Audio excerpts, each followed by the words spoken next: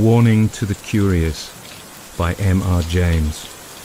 This story has kindly been sponsored by Gavin Critchley. The place on the east coast which the reader is asked to consider is Sebra. It is not very different now from what I remember it to have been when I was a child. Marshes intersected by dikes to the south, recalling the early chapters of Great Expectations. Flat fields to the north merging into heath. Heath, fir woods, and above all, gorse inland. A long seafront and a street. Behind that, a spacious church of flint with a broad, solid western tower and a peal of 6 bells. How well I remember their sound on a hot Sunday in August, as our party went slowly up the white, dusty slope of road towards them, for the church stands at the top of a short, steep incline. They rang with a flat, clacking sort of sound on those hot days, but when the air was softer, they were mellower too. The railway ran down to its little terminus farther along the same road. There was a gay white windmill just before you came to the station, and another down near the shingle at the south end of the town, and yet others on higher ground to the north. There were cottages of bright red brick with slate roofs. But why do I encumber you with these commonplace details? The fact is that they come crowding to the point of the pencil when it begins to write of Sebra. I should like to be sure that I had allowed the right ones to get onto the paper, but I forgot. I have not quite done with the word-painting business yet. Walk away from the sea and the town, past the station and turn up the road on the right. It is a sandy road, parallel with the railway, and if you follow it, it climbs to somewhat higher ground.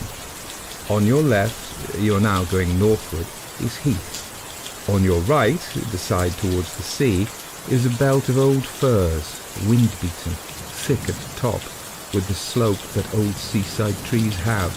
Seen on the skyline from the train, they would tell you in an instant, if you did not know it, that you were approaching a windy coast. Well, at the top of my little hill, a line of these firs strikes out and runs towards the sea, for there is a ridge that goes that way, and the ridge ends in a rather well-defined mound commanding the level fields of rough grass, and a little knot of fir trees crowns it. And here you may sit on a hot spring day, very well content to look at blue sea, white windmills, red cottages, bright green grass, church tower, and distant Martello tower on the south. As I have said, I began to know Sebra as a child, but a gap of a good many years separates my early knowledge from that which is more recent. Still, it keeps its place in my affections, and any tales of it that I pick up have an interest for me. One such tale is this. It came to me in a place very remote from Sebra, and quite accidentally, from a man whom I had been able to oblige enough in his opinion to justify his making me his confidant to this extent. "I know all that country more or less," he said. "I used to go up to Sebra pretty regularly for golf in the spring. I generally put up at the Bear with a friend, Henry Long it was. You knew him, perhaps?" "Slightly," I said. "And we used to take a sitting room and be very happy there. Since he died, I haven't cared to go there. And I don't know that I should anyhow, after the particular thing that happened on our last visit. It was in April 19 we were there, and by some chance we were almost the only people in the hotel, so the ordinary public rooms were practically empty. And we were the more surprised when, after dinner, our sitting room door opened and a young man put his head in. We were aware of this young man. He was rather a rabbity, anemic subject, light hair and light eyes, but not unpleasing. So when he said, 'I beg your pardon, is this a private room?' we did not growl and say, 'Yes, it is,' but Long said, or I did, no matter which, 'Please come in.' 'Oh, may I?' he said, and seemed relieved. Of course, it was obvious that he wanted company, and as he was a reasonable kind of person, and not the sort to bestow his whole family history on you, we urged him to make himself at home. 'I dare say you find the other rooms rather bleak,' I said. Yes, he did, but it was really too good of us, and so on. That being got over, he made some pretense of reading a book. Long was playing patience, I was writing. It became plain to me after a few minutes that this visitor of ours was in rather a state of fidgets or nerves, which communicated itself to me, and so I put away my writing and turned to at engaging him in talk. After some remarks, which I forget, he became rather confidential. You'll think it very odd of me, this was the sort of way he began, but the fact is I've had something of a shock. Well, I recommended a drink of some cheering kind, and we had it. The waiter coming in made an interruption, and I thought our young man seemed very jumpy when the door opened. But after a while he got back to his woes again. There was nobody he knew in the place, and he did happen to know who we both were, for it turned out there was some common acquaintance in town. And really he did want a word of advice, if we didn't mind. Of course we both said, by all means, or not at all, and Long put away his cards, and we settled down to hear what his difficulty was. It began, he said, more than a week ago, when I bicycled over to Froston, only about 5 or 6 miles, to see the church. I'm very much interested in architecture, and it's got one of those pretty porches with niches and shields. I took a photograph of it, and then an old man who was tidying up in the churchyard came and asked if I'd care to look into the church. I said yes, and he produced a key and let me in. There wasn't much inside, but I told him it was a nice little church and he kept it very clean. But, I said, the porch is the best part of it. We were just outside the porch then, and he said, "Ah, yes, that is a nice porch. And do you know, sir, what's the meaning of that coat of arms there?" It was the one with the 3 crowns, and though I'm not much of a herald, I was able to say yes. I thought it was the old arms of the Kingdom of East Anglia. "That's right, sir," he said. "And do you know the meaning of them 3 crowns that's on it?" I said I'd no doubt it was known, but I couldn't recollect to have heard it myself. "Well then," he said, "for all that you're a scholard, I can tell you something you don't know.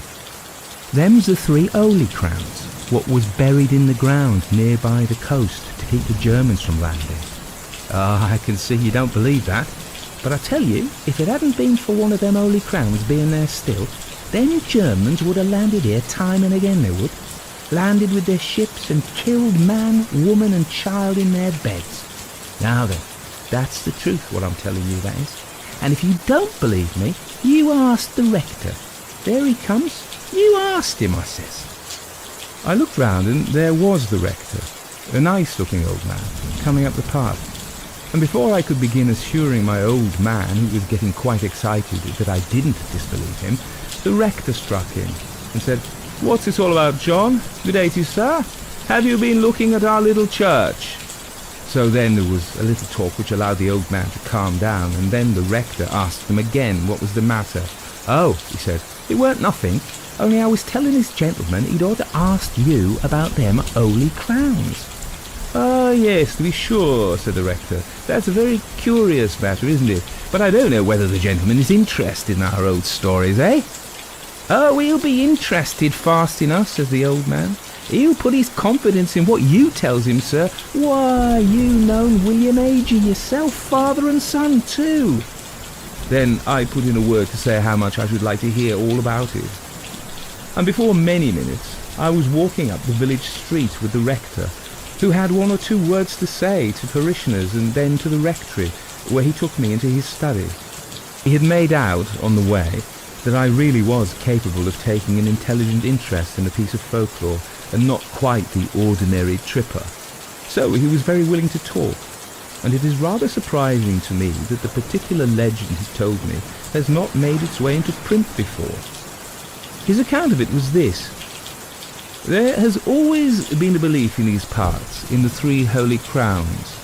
The old people say they were buried in different places near the coast to keep off the Danes or the French or the Germans, and they say that one of the 3 was dug up a long time ago, and another has disappeared by the encroaching of the sea, and one still left doing its work, keeping off invaders. Well, now, if you have read the ordinary guides and histories of this county, you will remember perhaps that in 1687 a crown, which was said to be the crown of Redwald, King of the East Angles, was dug up at Rendlesham, and alas, melted down before it was even properly described or drawn. Well, Rendlesham isn't on the coast, but it isn't so very far inland, and it's on a very important line of access. And I believe that this is the crown which the people mean when they say that one has been dug up.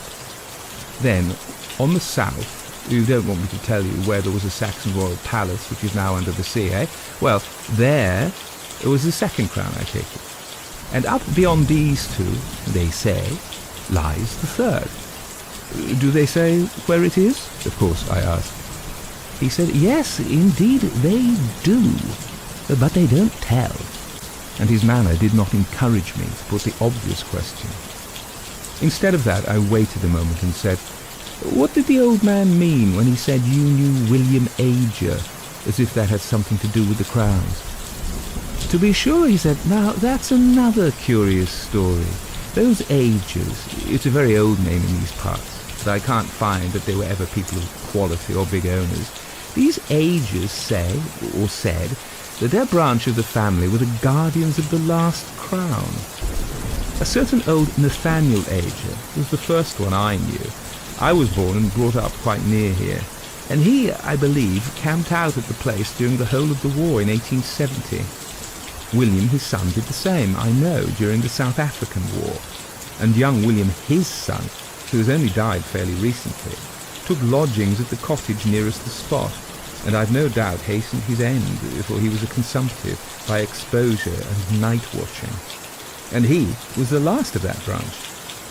It was a dreadful grief to him to think that he was the last, but he could do nothing. The only relations at all near to him were in the colonies. I wrote letters for him to them, imploring them to come over on business very important to the family, but there has been no answer. So, the last of the Holy Crowns, if it's there, has no guardian now. That was what the rector told me, and you can fancy how interesting I found it. The only thing I could think of when I left him was how to hit upon the spot where the crown was supposed to be. I wish I'd left it alone. But there was a sort of fate in it, for as I bicycled back past the churchyard wall, my eye caught a fairly new gravestone, and on it was the name of William Ager. Of course, I got off and read it. It said, of this parish, died at Seaborough, 19, aged 28. There it was, you see. A little judicious questioning in the right place, and I should at least find the cottage nearest the spot. Only I didn't quite know what was the right place to begin my questioning at. Again, there was fate. It took me to the curiosity shop down that way, you know, and I turned over some old books, and if you please, one was a prayer book of 1740-odd, in a rather handsome binding. I'll just go and get it. It's in my room. He left us in a state of some surprise, but we had hardly time to exchange any remarks when he was back, panting, and handed us the book opened at the flyleaf, on which was, in a straggly hand, Nathaniel Ager is my name, and England is my nation. Seaborough is my dwelling place, and Christ is my salvation. When I am dead and in my grave, nor my bones are rotten, I hope the Lord will think on me when I am quite forgotten. This poem was dated 1754, and there were more entries of Agers, Nathaniel, Frederick, William, and so on, ending with William, 19. You see, he said, anybody would call it the greatest bit of luck. I did, but I don't now. Of course, I asked the shopman about William Ager, and of course he happened to remember that he lodged in a cottage in the North Field, and died there. This was just chalking the road for me. I knew which the cottage must be. There's only one sizable one about there. The next thing was to scrape some sort of acquaintance with the people, and I took a walk that way at once. A dog did the business for me. He made at me so fiercely that they had to run out and beat him off, and then naturally beg my pardon, and we got into talk. I had only to bring up Ager's name and pretend I knew or thought I knew something of him, and then the woman said how sad it was him dying so young, and she was sure it came of him spending the night out of doors in the cold weather. Then I had to say, "Did he go out on the sea at night?" And she said, "Oh, no, it was on the hillock yonder, with the trees on it." And there I was. I know something about digging in these barrows. I've opened many of them in the down country, but that was with the owner's leave and in broad daylight and with men to help. I had to prospect very carefully here before I put a spade in. I couldn't trench across the mound, and with those old firs growing there, I knew there would be awkward tree roots. Still, the soil was very light and sandy and easy, and there was a rabbit hole or so that might be developed into a sort of tunnel. The going out and coming back at odd hours to the hotel was going to be the awkward part. When I made up my mind about the way to excavate, I told the people that I was called away for a night, and I spent it out there. I made my tunnel. I won't bore you with the details of how I supported it and filled it in when I'd done, but the main thing is that I got the crown. Naturally, we both broke out into exclamations of surprise and interest. I, for one, had long known about the finding of the crown at Rendlesham, and had often lamented its fate. No one has ever seen an Anglo-Saxon crown, at least no one had, but our man gazed at us with a rueful eye. "Yes," he said, "and the worst of it is I don't know how to put it back." "Put it back?" we cried out. "Why, my dear sir, you've made one of the most exciting finds ever heard of in this country. Of course, it ought to go to the jewel house at the Tower. What's your difficulty? If you're thinking about the owner of the land and treasure trove and all that, we can certainly help you through. Nobody's going to make a fuss about technicalities in the case of this kind." Probably more was said, but all he did was to put his face in his hands and mutter, "I don't know how to put it back." At last Long said, "You'll forgive me, I hope, if I seem impertinent, but are you quite sure you've got it?" I was wanting to ask much the same question myself, for of course the story did seem a lunatic's dream when one thought it over, but I hadn't quite dared to say what might hurt the poor young man's feelings. However, he took it quite calmly, really, with the calm of despair, you might say. He sat up and said, "Oh yes, there's no doubt about that. I have it here in my room, locked up in my bag. You can come and look at it if you like. I won't offer to bring it here." We were not likely to let the chance slip. We went with him. His room was only a few doors off. The Boots was just collecting shoes in the passage, or so we thought. Afterwards, we were not sure.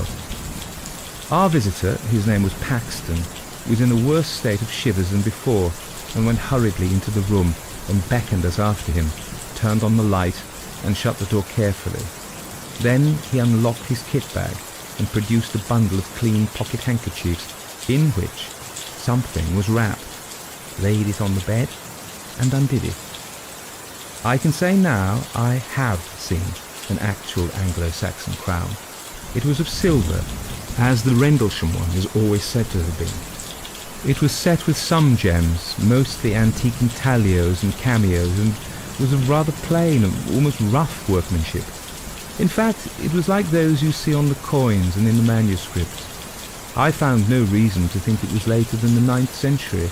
I was intensely interested, of course, and I wanted to turn it over in my hands, but Paxton prevented me. "Don't you touch it," he said. "I'll do that." And with a sigh that was, I declare to you, dreadful to hear, he took it up and turned it about so that we could see every part of it. "Seen enough?" he said at last, and we nodded. He wrapped it up and locked it in his bag and stood looking at us dumbly. "Come back to our room," Long said, "and tell us what the trouble is." He thanked us and said, "Will you go first and see if the coast's clear?" That wasn't very intelligible, for our proceedings hadn't been, after all, very suspicious, and the hotel, as I said, was practically empty. However, we were beginning to have inklings of we didn't know what, and anyhow, nerves are infectious. So we did go, first peering out as we opened the door, and fancying, I found we both had the fancy, that a shadow, or more than a shadow, but it made no sound, passed from before us to one side as we came out into the passage. "It's all right," we whispered to Paxton. Whispering seemed the proper tone, and we went, with him between us, back to our sitting room. I was preparing, when we got there, to be ecstatic about the unique interest of what we had seen, but when I looked at Paxton, I saw that would be terribly out of place, and I left it to him to begin. "What is to be done?" was his opening.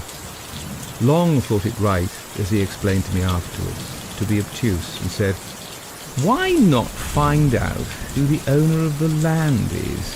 "Oh, no, no," Paxton broke in impatiently.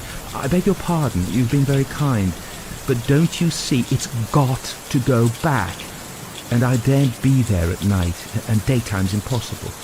Perhaps, though, you don't see. Well then, the truth is that I'd never been alone since I touched it." I was beginning some fairly stupid comment that Long caught my eye, and I stopped. Long said, "I think I do see, perhaps, but wouldn't it be a relief to tell us a little more clearly what the situation is?" Then it all came out.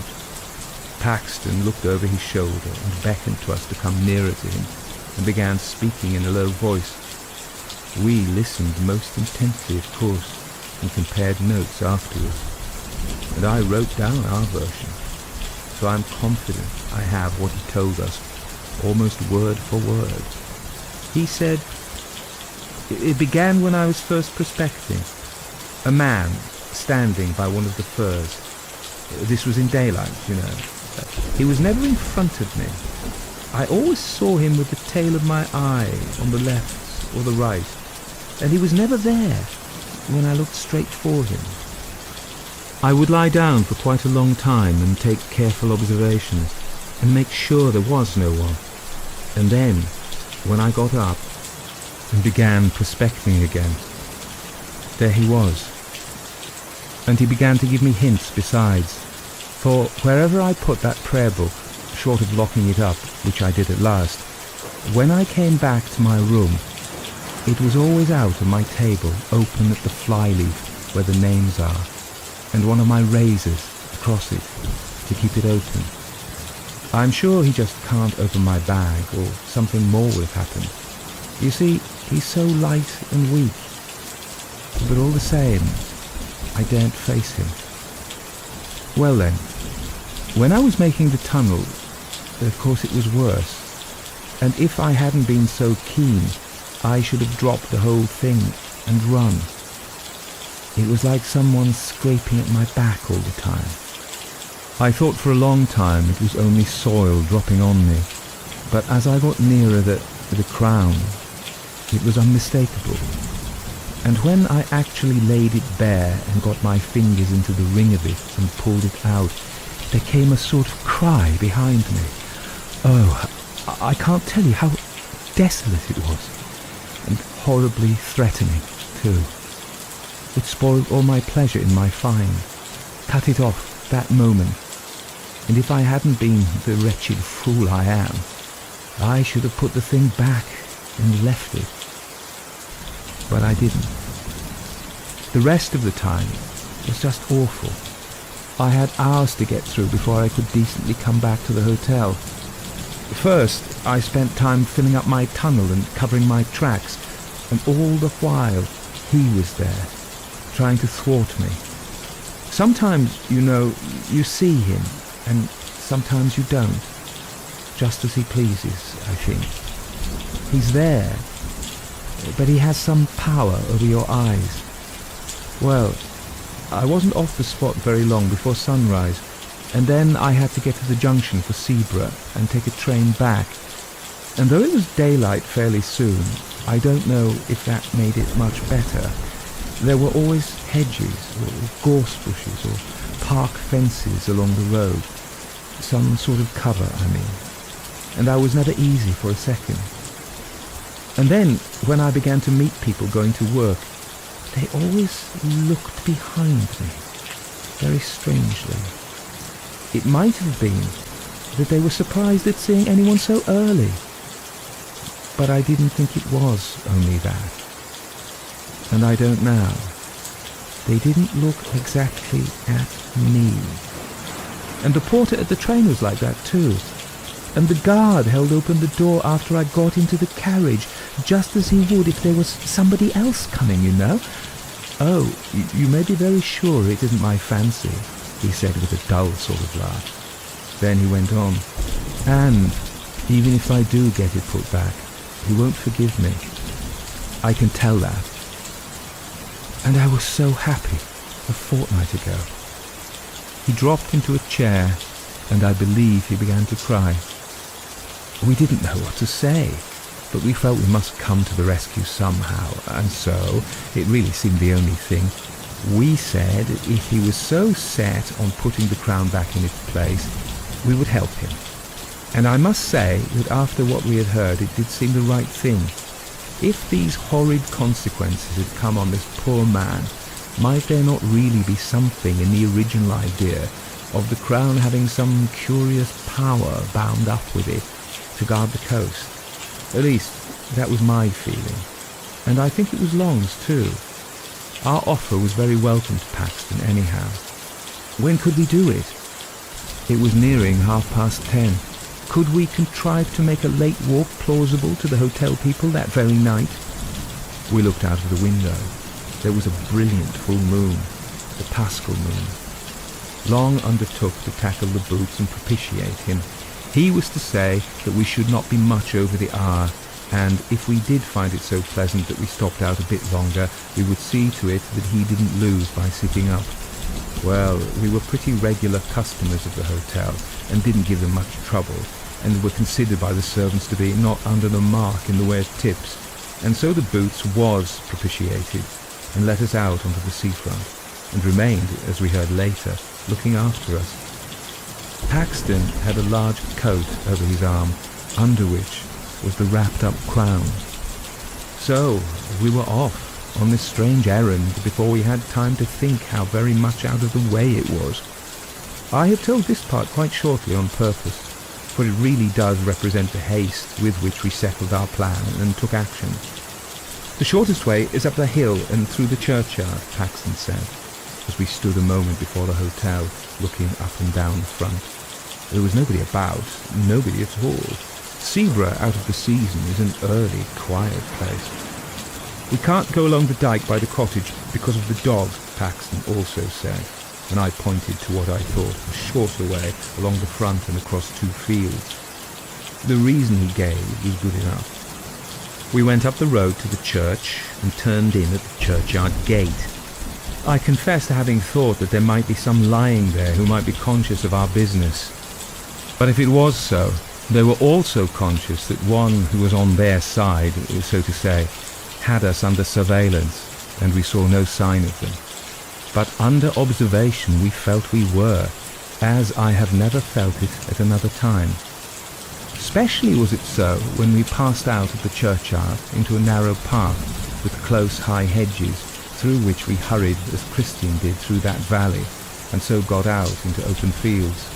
Then along hedges, though I would sooner have been in the open, where I could see if anyone was visible behind me, over a gate or two, and then a swerve to the left, taking us up onto the ridge which ended in that mound.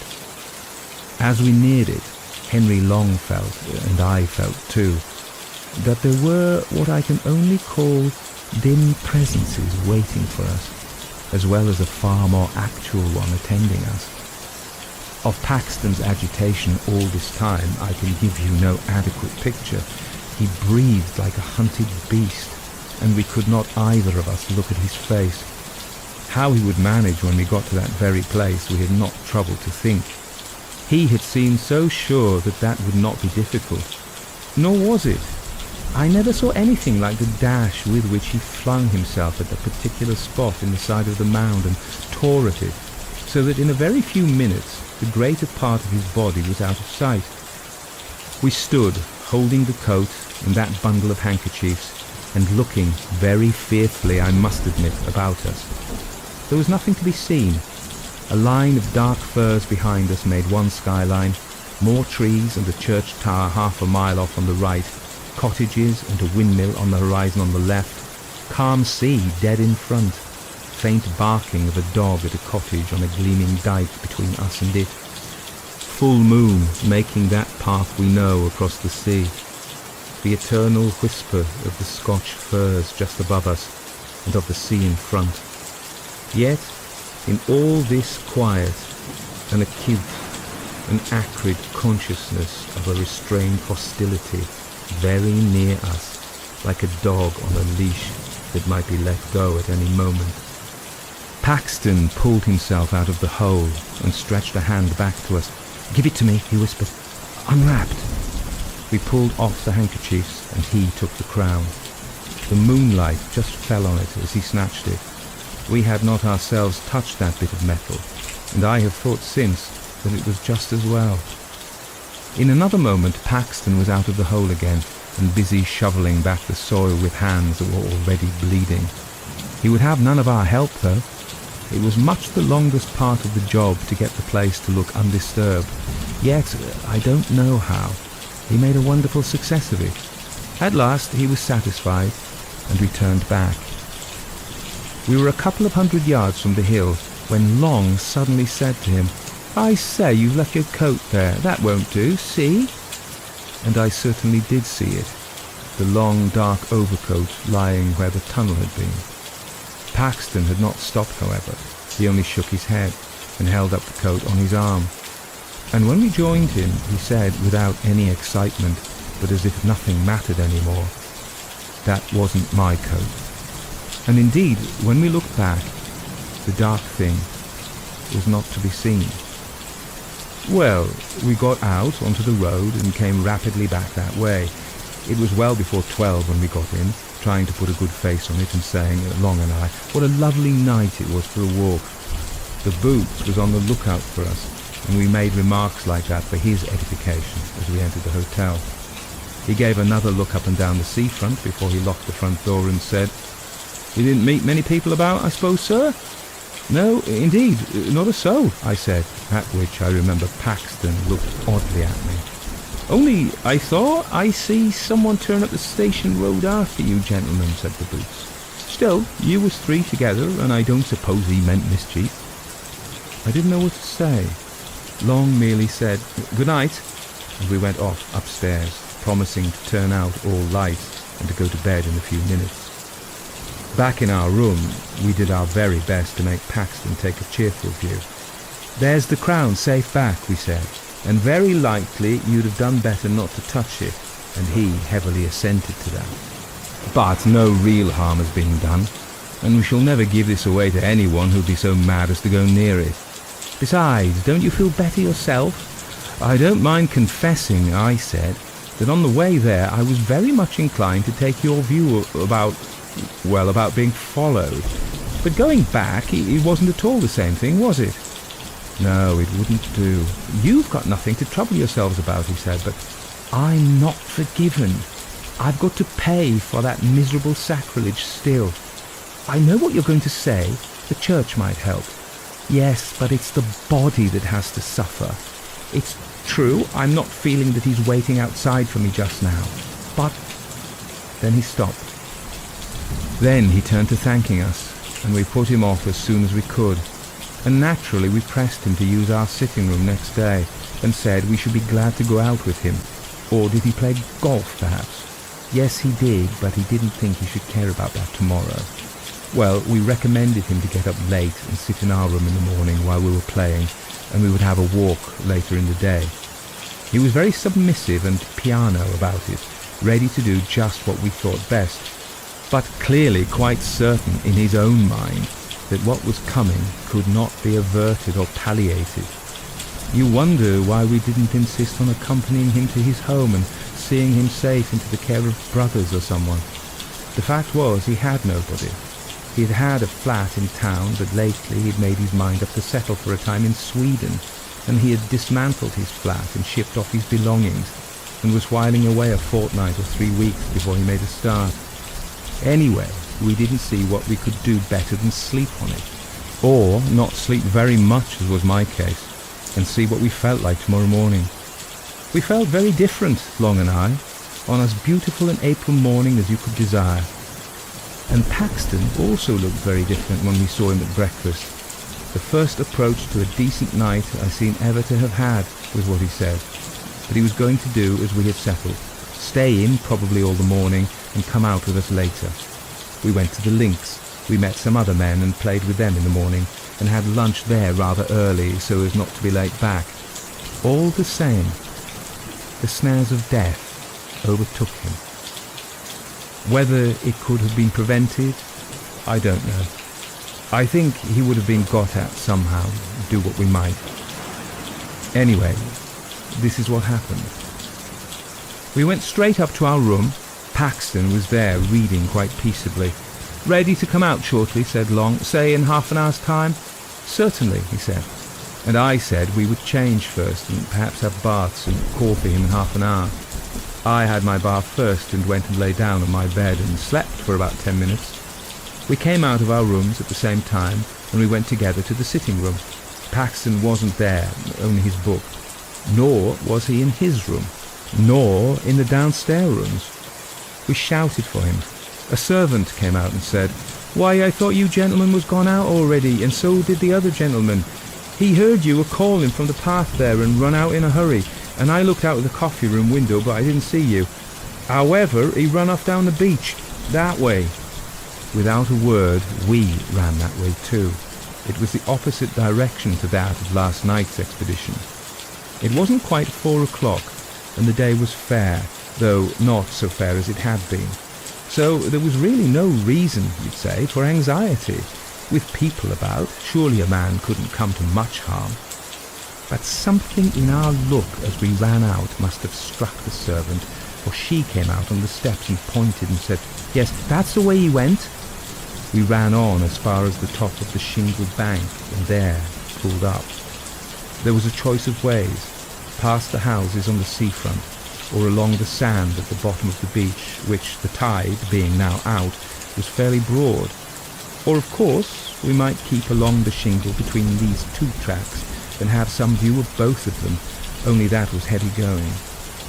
We chose the sand, for that was the loneliest, and someone might come to harm there, without being seen from the public path. Long said he saw Paxton some distance ahead, running and waving his stick, as if he wanted to signal to people who were on ahead of him. I couldn't be sure. One of these sea mists was coming up very quickly from the south. There was someone, that's all I could say, and there were tracks on the sand, as of someone running who wore shoes. And there were other tracks made before those, for the shoes sometimes trod in them and interfered with them, of someone not in shoes. Oh, of course it's only my word we've got to take for all of this. Long's dead, we'd no time or means to make sketches or take casts, and the next tide washed everything away.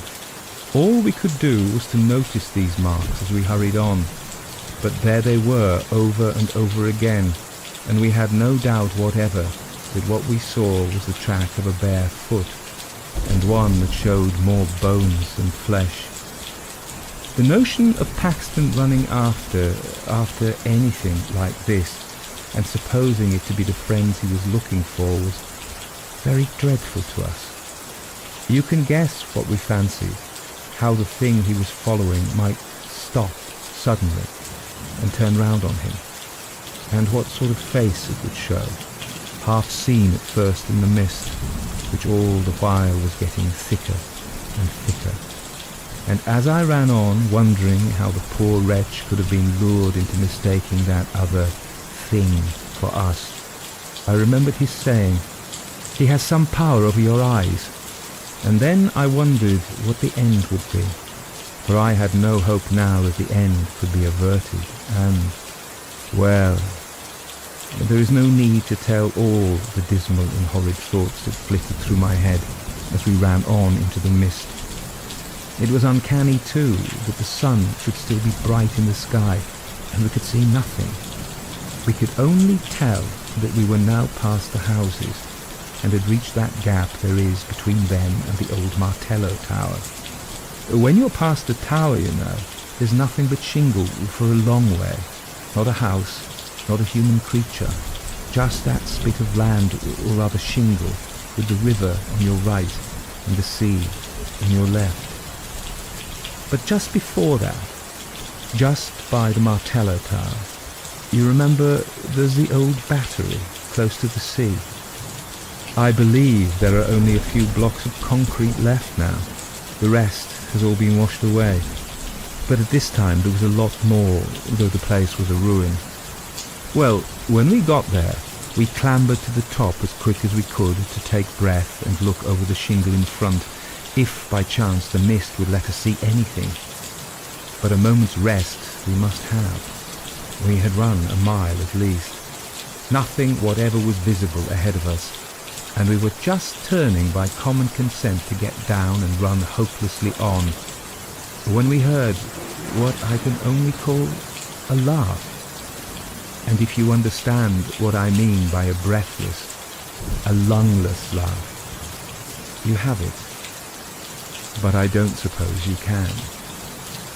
It came from below and swerved away into the mist.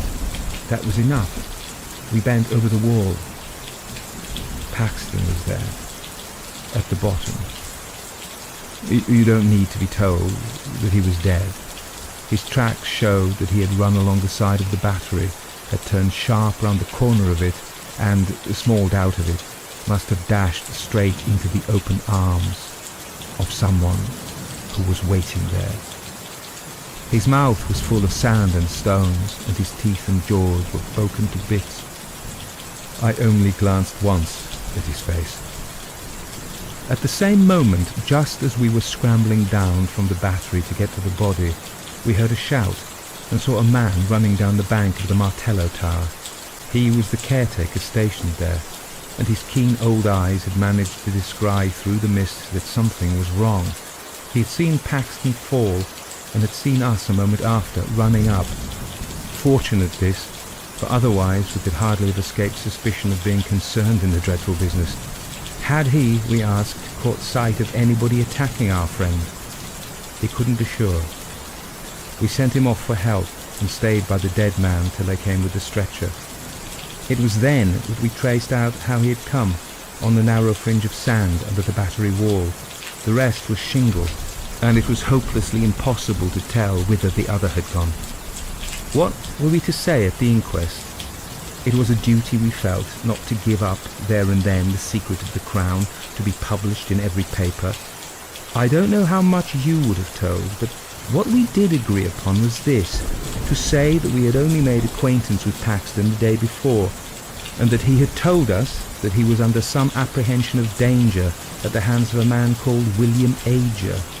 Also that we had seen some other tracks, besides Paxton's, when we followed him along the beach. But of course by that time everything was gone from the sands. No one had any knowledge, fortunately, of any William Ager living in the district. The evidence of the man at the Martello Tower freed us from all suspicion. All that could be done was to return a verdict of willful murder by some person or persons unknown. Paxton was so totally without connections that all the inquiries that were subsequently made ended in a no thoroughfare. And I have never been at Zebra, or even near it, since.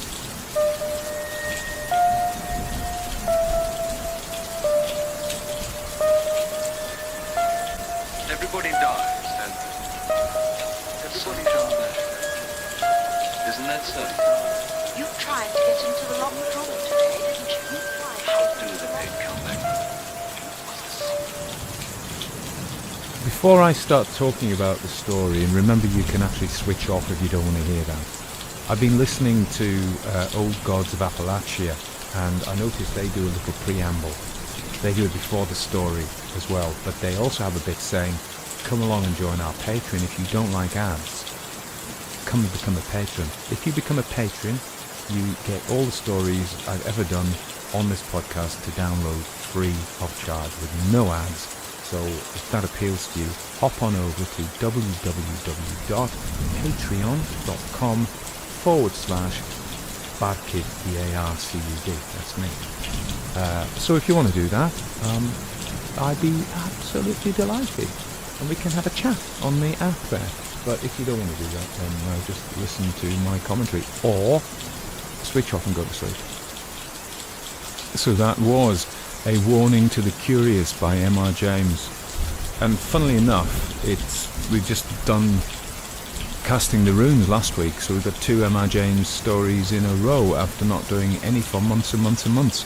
And this story was sponsored by Gavin Critchley, and you might know that Gavin actually every quarter, without fail, he generously provides me a sum of money to sit down and record a story for your delectation. And he suggested this one, The Warning to the Curious, because I'd never done it. There are certain authors who I admire that I not avoid, but do less than perhaps I should, because other people do them really well. And so H.P. Lovecraft is another one. I think Lovecraft wrote some great stories that I'd like to do. But Ian Gordon of Horror Babbles has done them all amazingly, so, it's almost like I'm not adding anything. And I know that people such as Bite Sized Audio have done a lot of M.R. James as well, and so I'm very, very humble in that presence. You may also be aware of Robert Lloyd Parry, who is with his Nunkey Theatre, and he travels the world really doing M.R. James stories. And as somebody points out, he looks rather like M.R. James as well, which helps. And whether he is naturally like that, he's had plastic surgery or something.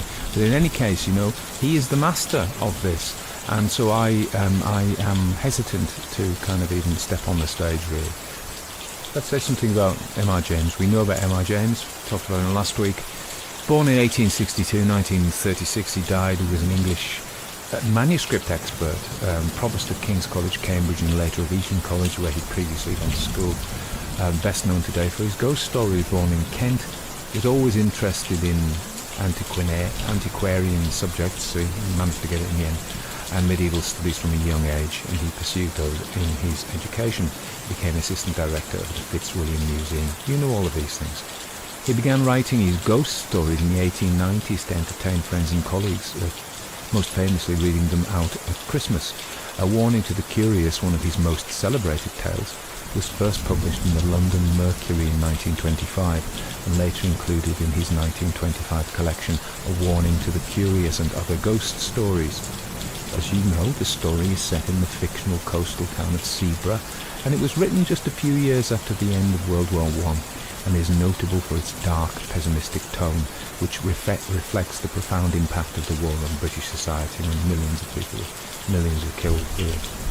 In A Warning to the Curious, M.R. James draws upon the rich tradition of magical artefacts and talismans believed to protect Britain from harm. This story centres around the legend of the 3 crowns buried along the East Anglian coast to safeguard the nation from invasion. This premise taps, and remember he says if they were still there, the Germans would never land, and they didn't land. So this premise taps into a deep-seated fascination with the idea of magical protection, which is echoed in various other myths and legends throughout British history. For instance, the Glastonbury thorn, a hawthorn tree, said to have sprung from the staff of Joseph of Arimathea, is believed to ensure the sanctity and protection of Glastonbury as long as it thrives. Some people say the whole of the kingdom. Similarly, the buried head of Bendigeid Bran, Bran the Blessed at Tower Hill in London, was buried there and was thought to ward off invasion until King Arthur dug it up, and in his hubris, and then Britain got invaded by the Saxons and then by the Normans. So, and then the other one, of course, related to the Tower of London is the myth, or it's not a myth, of the ravens, and it's said if the ravens ever leave the Tower of London, the monarchy and the nation will collapse, the kingdom will fall. And so, although he doesn't, and he would have known these legends, James, and he's familiar with the idea of buried, antiquarian, magical, that's what they are, symbols, not symbols, artifacts, and they protect the kingdom from invasion. Yeah. So that is the first thing to talk about. This is not him inventing this idea. It's mentioned in other sources. This idea of the burying of particularly the head of Bendigeid Bran is buried as these crowns were. So He mentions the crown of Redwold, an ancient East Anglian king, as one of the 3 buried crowns believed to protect England from invasion. Yeah, this reference to Redwold and his crown is particularly significant given the 1939 discovery of the Sutton Hoo treasure. Now, if you ever in the British Museum, you can see this fantastic Anglo-Saxon hoard. It's really, really amazing. I think the crown is gold. I don't know if there is a crown there actually. I can't remember, but I know there's this fantastic Anglo-Saxon warrior's helmet. Very, very lovely.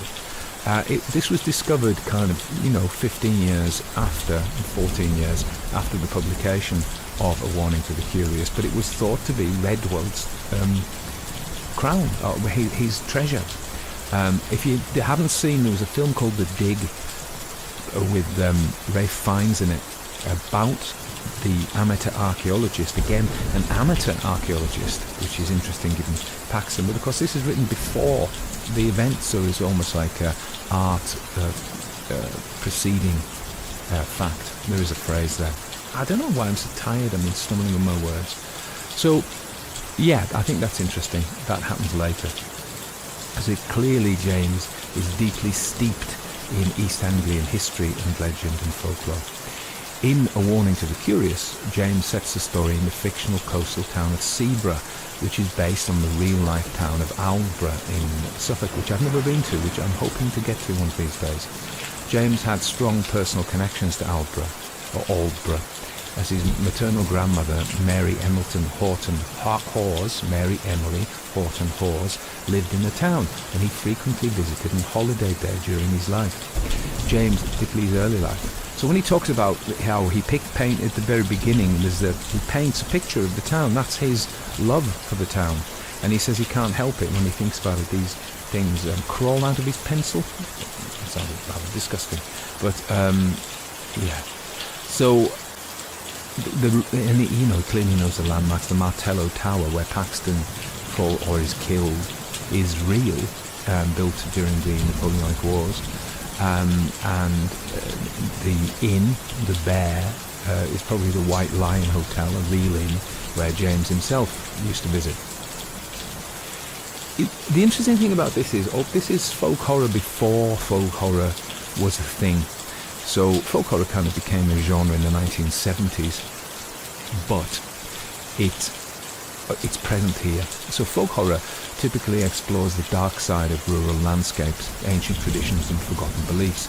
Folk horror often involves a clash between modernity and the lingering presence of the past, with protagonists encountering ancient evil or supernatural forces deeply rooted in the landscape and local folklore. You can see that here. Tick, tick, tick. Yeah. James's story exemplifies these themes through its depiction of the East Anglian coast, steeped in legend and haunted by the ghost of William Ager. Now, I've chosen to pronounce it Ager. I don't know how you do pronounce it. Ager, it could be. Ager, the guardians of the buried crown. There's this kind of idea of a family which have this task of looking after. This has been used in folk horror-y stories again.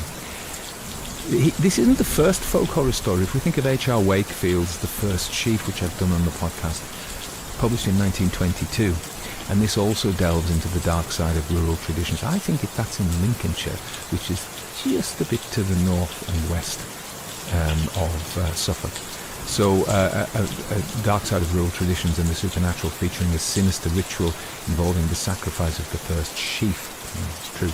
The enduring power of ancient beliefs and the potential for violence and horror to lurk beneath the surface of seemingly innocent folkways. So the first sheaf, which is about this rural community that has pagan survival views, and we have, that's 1922. 1925 we have A Warning to the Curious, which is about the buried crown of the ancient kings, which are protected by a line of local people.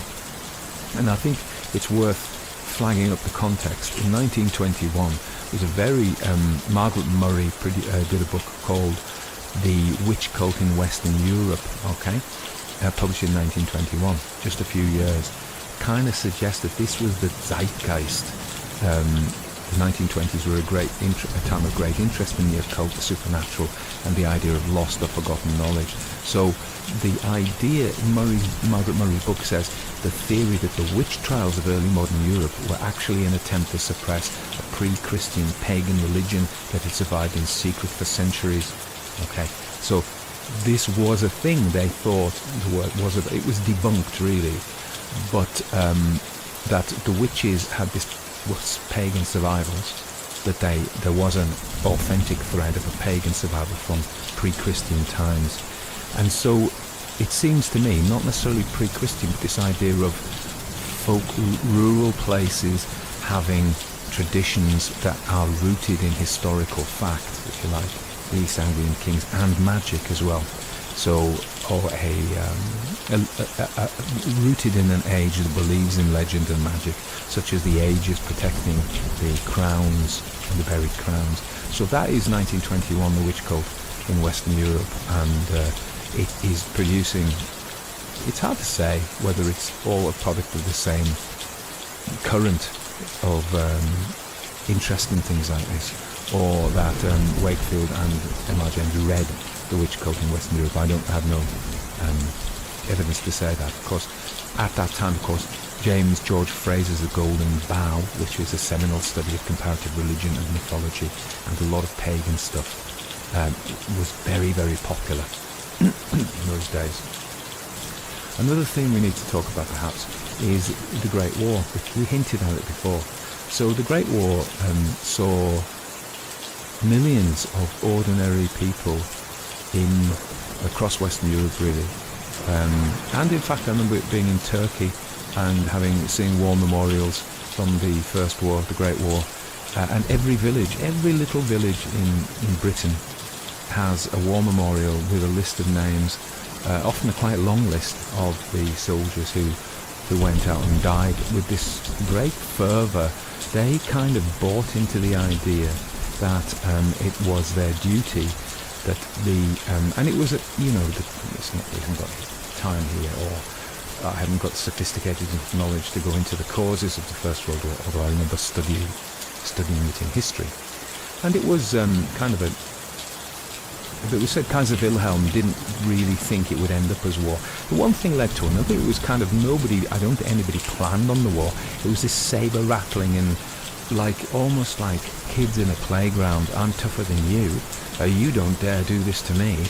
And unfortunately, the Archduke Ferdinand was shot by a Serb. The Serbs are Slavs, use the Cyrillic alphabet, and our Orthodox, so the Russians stepped in to protect them, and it kind of plunged the whole of Europe into a tremendously isn't even a strong enough word, bloody conflict that killed.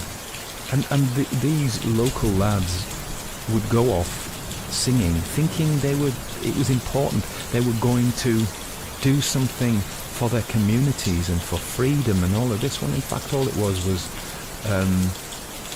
not even wins, I can't think of the right word, of I'm going to say it, the kingly elites, the emperors, playing with these people's lives. It meant nothing to them. How could it improve the life of a young person in Suffolk, a young man in Suffolk, to go and be brutalised and butchered in the trenches of Western Europe? So I don't think anybody really these days thinks that the First World War was a great thing, but so I'm not saying anything new here. But it was astonishing how, and it just shows you, how governments and leaders can whip up enthusiasm amongst ordinary people through the use of the media and things like that, to get them wholeheartedly behind a cause which in hindsight is at best absurd, tragic and criminal, Anyway, let's not go any further into that. So, Paxton, it's 1925. It was written probably before that, so it was written after the First World War. So Paxton, this is a young man who he's going to Sweden, isn't he? And he's filling in time before he goes to Sweden. So what does he do for a living?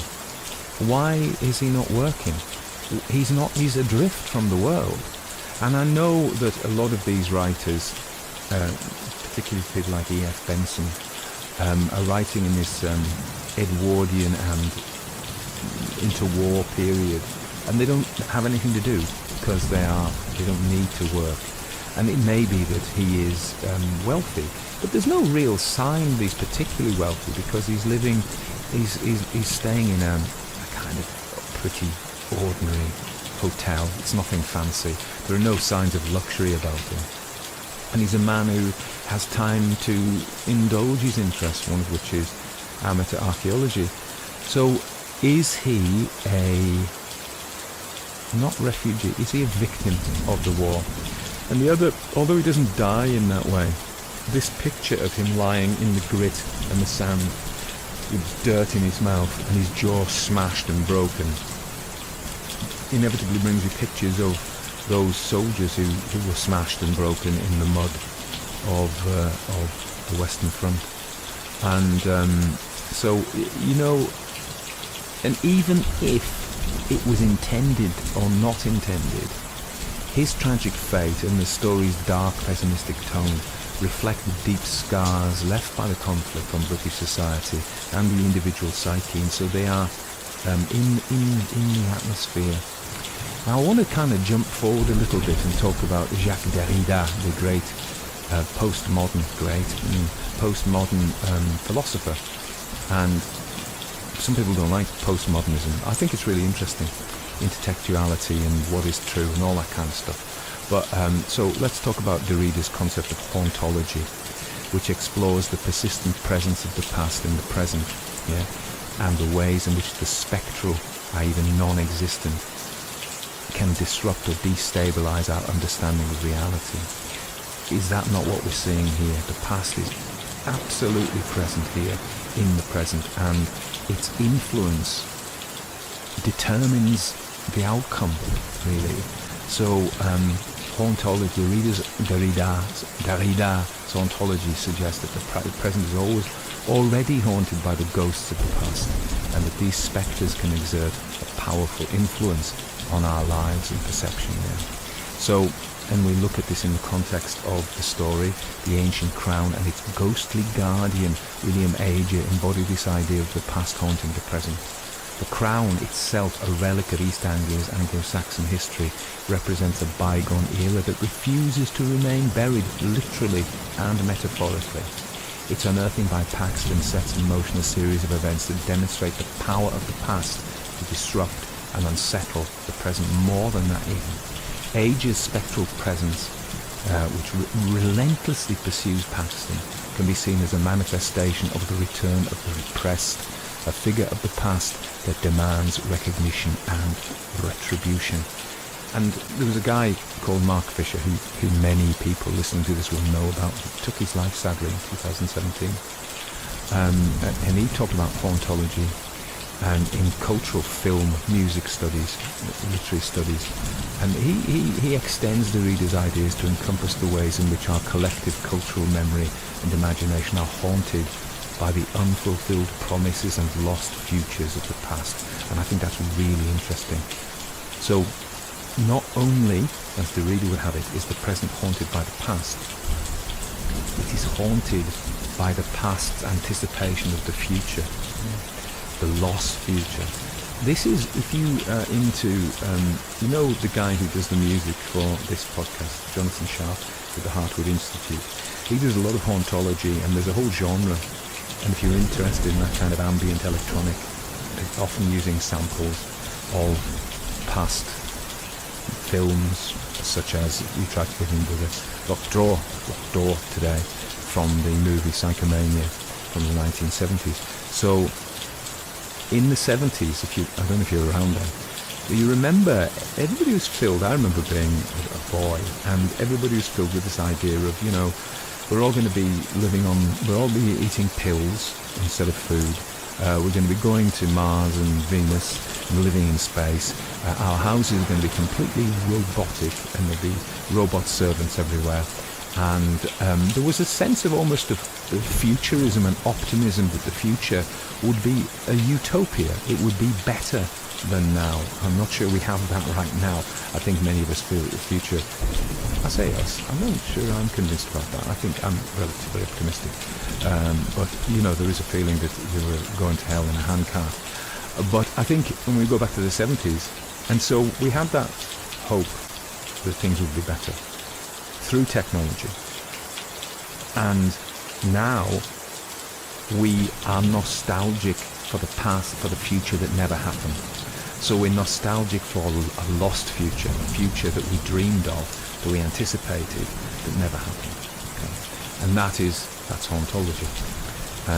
According to Fisher, which is a development of Derrida's idea of, you know, the past is haunted by the present.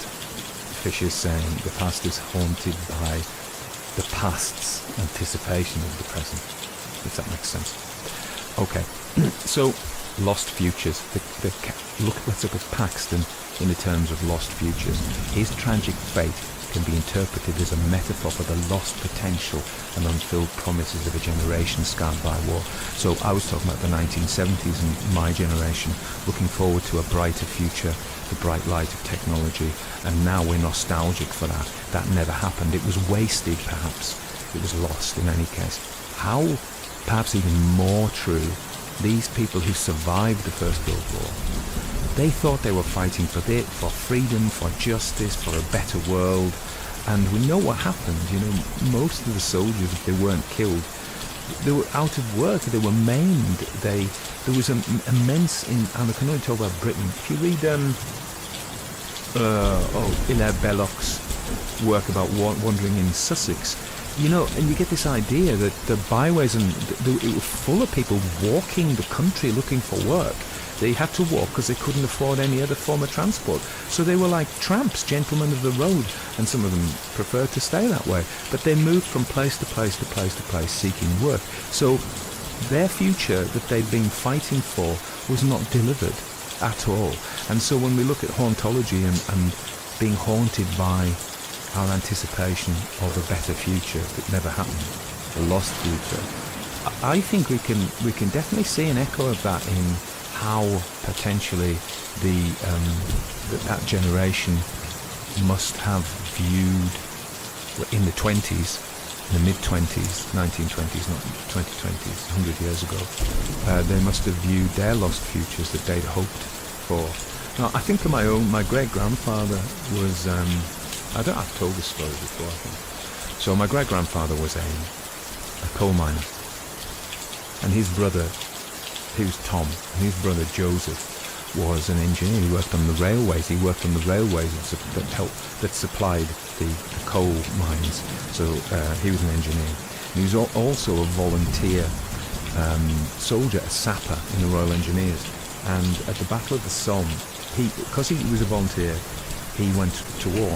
And there was a battalion that went forward to Basin Ridge, I think, and they were hit by artillery, German artillery, and pretty much all of them killed.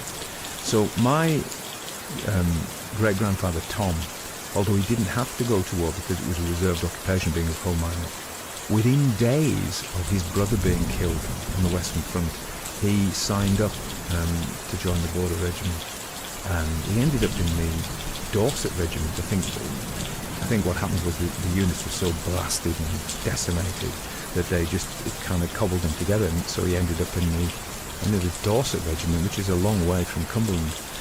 And in any case, and he came home.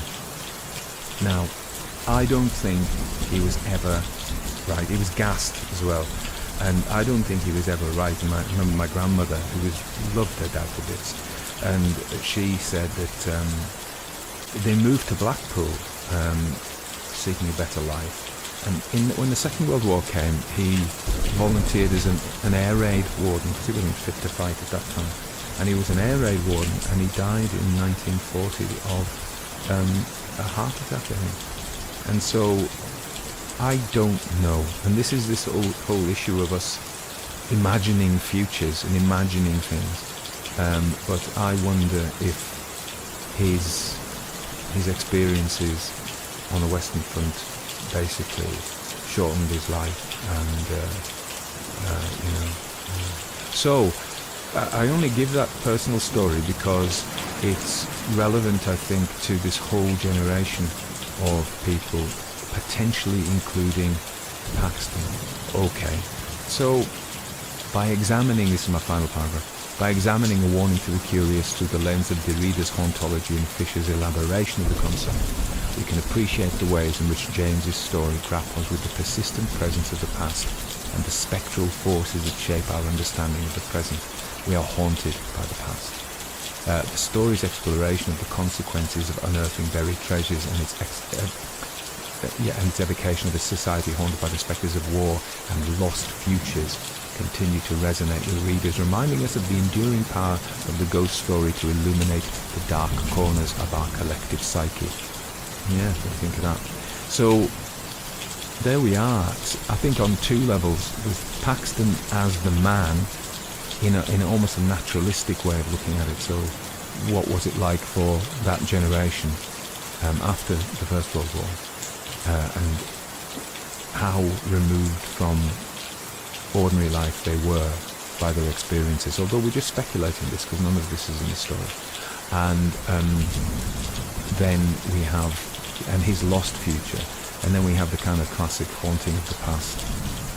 It's hard to know the other thing to talk about, because we could talk about it for days, well, hours certainly, is this idea of the horror genre, which was brought forward by another guy I quote a lot, Blake Snyder, also deceased, who was a screenwriter, and he said with the horror genre, there is a sin that lets the monster in.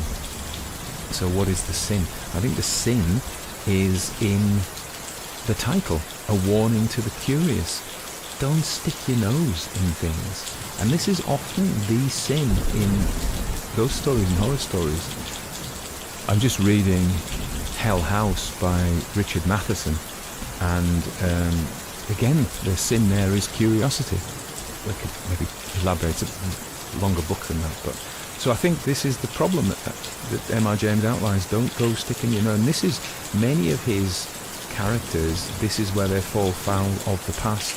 It's almost like there are things you're not supposed to know, and you should just leave well alone. I think that's the message, isn't it?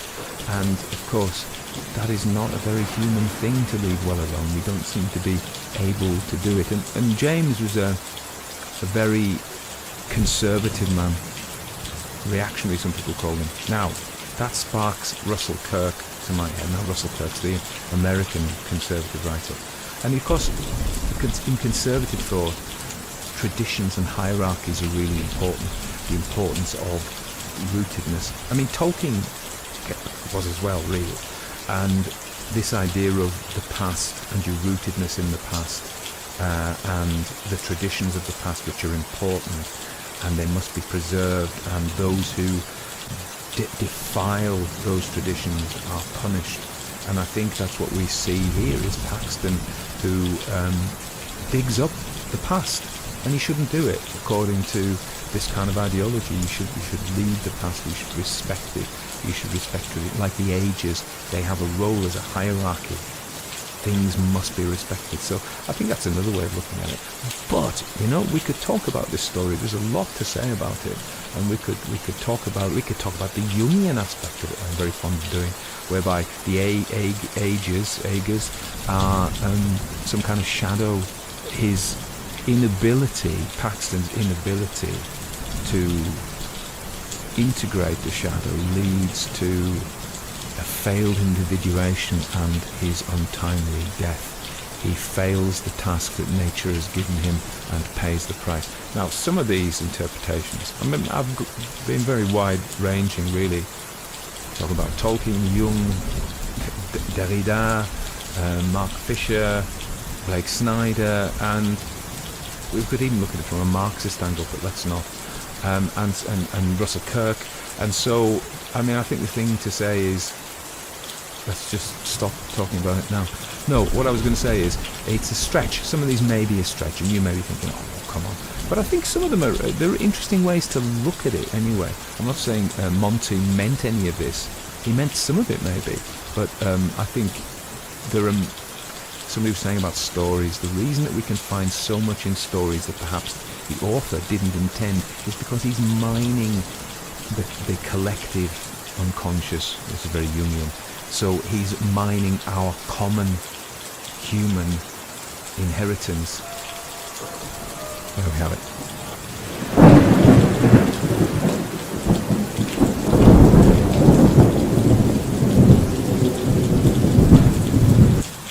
Casting the Runes by M.R. James. April 15th, 1900. Dear Sir, I am requested by the Council of the Association to return to you the draft of a paper on the truth of alchemy, which you have been good enough to offer to read at our forthcoming meeting, and to inform you that the Council do not see their way to including it in the programme. I am, yours faithfully, Secretary. April 18th.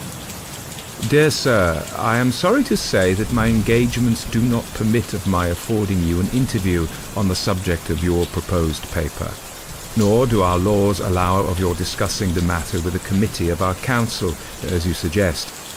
Please allow me to assure you that the fullest consideration was given to the draft which you submitted, and that it was not declined without having been referred to the judgment of a most competent authority.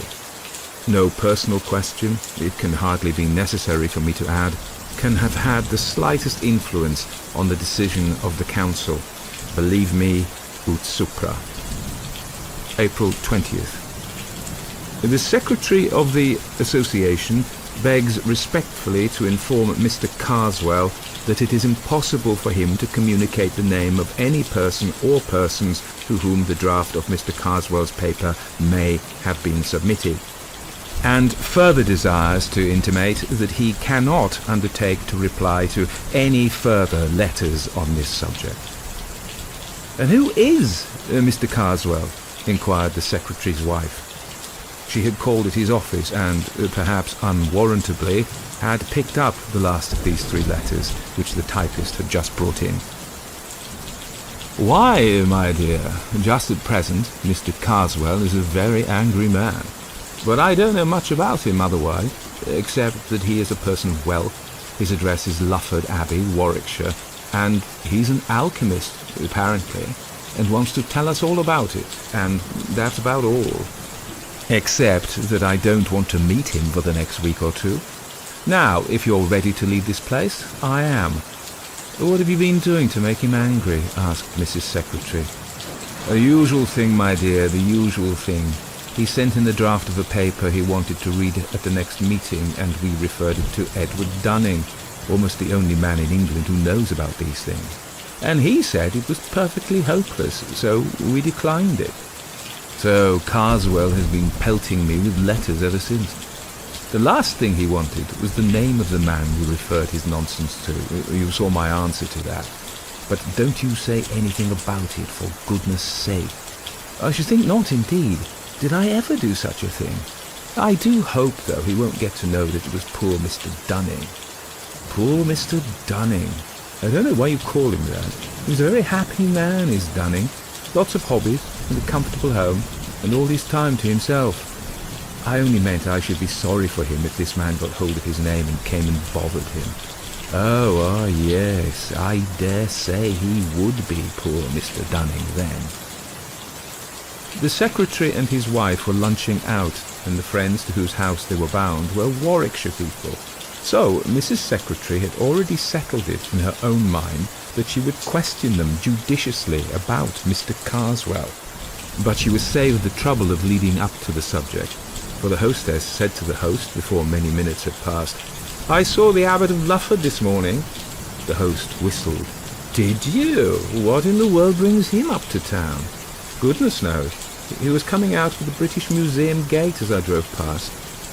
It was not unnatural that Mrs. Secretary should inquire whether this was a real abbot who was being spoken of. "Oh no, my dear, only a neighbour of ours in the country who bought Lufford Abbey a few years ago. His real name is Carswell." "Is he a friend of yours?" asked Mr. Secretary with a private wink to his wife. The question let loose a torrent of declamation. There was really nothing to be said for Mr. Carswell. Nobody knew what he did with himself. His servants were a horrible set of people. He had invented a new religion for himself and practiced no one could tell what appalling rites. He was very easily offended and never forgave anybody. He had a dreadful face, so the lady insisted, the husband somewhat demurring. He never did a kind action, and whatever influence he did exert was mischievous. Do the poor man justice, dear, the husband interrupted. You forget the treat he gave the school children. Forget it indeed, but I'm glad you mentioned it because it gives an idea of the man. Now, Florence, listen to this. The first winter he was at Lufford, this delightful neighbour of ours wrote to the clergyman of his parish, he's not ours, but we know him very well, and offered to show the school children some magic lantern slide. He said he had some new kinds, which he thought would interest them. Well, the clergyman was rather surprised, because Mr. Carswell had shown himself inclined to be unpleasant to the children, complaining of their trespassing or something of the sort. But of course he accepted, and the evening was fixed, and our friend went himself to see that everything went right. He said he had never been so thankful for anything as that his own children were all prevented from being there. They were at a children's party at our house, as a matter of fact. Because this Mr. Carswell had evidently set out with the intention of frightening these poor village children out of their wits, and I do believe if he had been allowed to go on, he would actually have done so, he began with some comparatively mild things. Red Riding Hood was one. And even then, Mr. Farrer said, the wolf was so dreadful that several of the smaller children had to be taken out. And he said Mr. Carswell began the story by producing a noise like a wolf howling in the distance, which was the most gruesome thing he had ever heard. All the slides he showed, Mr. Farrer said, were most clever, and they were absolutely realistic, and where he had got them or how he worked them he couldn't imagine. Well, the show went on, and the stories kept on becoming a little more terrifying each time, and the children were mesmerized into complete silence. At last he produced a series which represented a little boy passing through his own park, Lufford, in the evening. Every child in the room could recognize the place from the pictures, and this poor boy was followed, and at last pursued and overtaken, and either torn in pieces, or somehow made away with by a horrible hopping creature in white, which you saw first dodging about among the trees, and gradually it appeared more and more plainly. Mr. Farrer said it gave him one of the worst nightmares he ever remembered, and what it must have meant to the children doesn't bear thinking of. Of course, this was too much, and he spoke very sharply indeed to Mr. Carswell and said it couldn't go on. All he said was, "Oh, you think it's time to bring our little show to an end and send them home to their bed? Very well." And then, if you please, he switched on another slide, which showed a great mass of snakes, centipedes and disgusting creatures with wings, and somehow or other he made it seem as if they were climbing out of the picture and getting in amongst the audience, and this was accompanied by a sort of dry rustling noise, which sent the children nearly mad, and of course they stampeded. A good many of them were rather hurt in getting out of the room, and I don't suppose one of them closed an eye that night. There was the most dreadful trouble in the village afterwards. Of course, the mothers threw a good part of the blame on poor Mr. Farrer, and if they could have got past the gates, I believe the fathers would have broken every window in the abbey. Well now, that's Mr. Carswell. That's the Abbot of Lufford, my dear, and you can imagine how we covered his society. Yes, I think he has all the possibilities of a distinguished criminal, has Carswell, said the host. I should be sorry for anyone who got into his bad books. Is he the man, or am I mixing him up with someone else? Asked the secretary, who for some minutes had been wearing the frown of a man who was trying to recollect something. Is he the man who brought out a history of witchcraft some time back, 10 years or more? That's the man. Do you remember the reviews of it? Certainly I do, and what's equally to the point, I knew the author of the most incisive of the lot. So did you. You must remember John Harrington. He was at John's in our time. Oh, very well indeed, though I don't think I saw or heard anything of him between the time I went down and the day I read the account of the inquest on him. Inquest? Said one of the ladies. What has happened to him? Why, what happened was that he fell out of a tree and broke his neck. But the puzzle was, what could have induced him to get up there? It was a mysterious business, I must say. Here was this man, not an athletic fellow, was he, and with no eccentric twist about him that was ever noticed, walking home along a country road late in the evening, no tramps about, well known and liked in the place, and suddenly begins to run like mad, loses his hat and stick, and finally shins up a tree, quite a difficult tree, growing in the hedgerow. A dead branch gives way, and he comes down with it and breaks his neck. And there he's found, next morning, with the most dreadful face of fear on him that could be imagined. It was pretty evident, of course, that he'd been chased by something, and people talked of savage dogs and beasts escaped out of menageries, but there was nothing to be made of that. That was in '89, and I believe his brother Henry, whom I remember as well at Cambridge, but you probably don't, has been trying to get on the track of an explanation ever since. He, of course, insists there was malice in it, but I don't know. It's difficult to see how it could have come in. After a time, the talk reverted to the history of witchcraft. Did you ever look into it? Asked the host. Yes, I did, said the secretary. I went so far as to read it.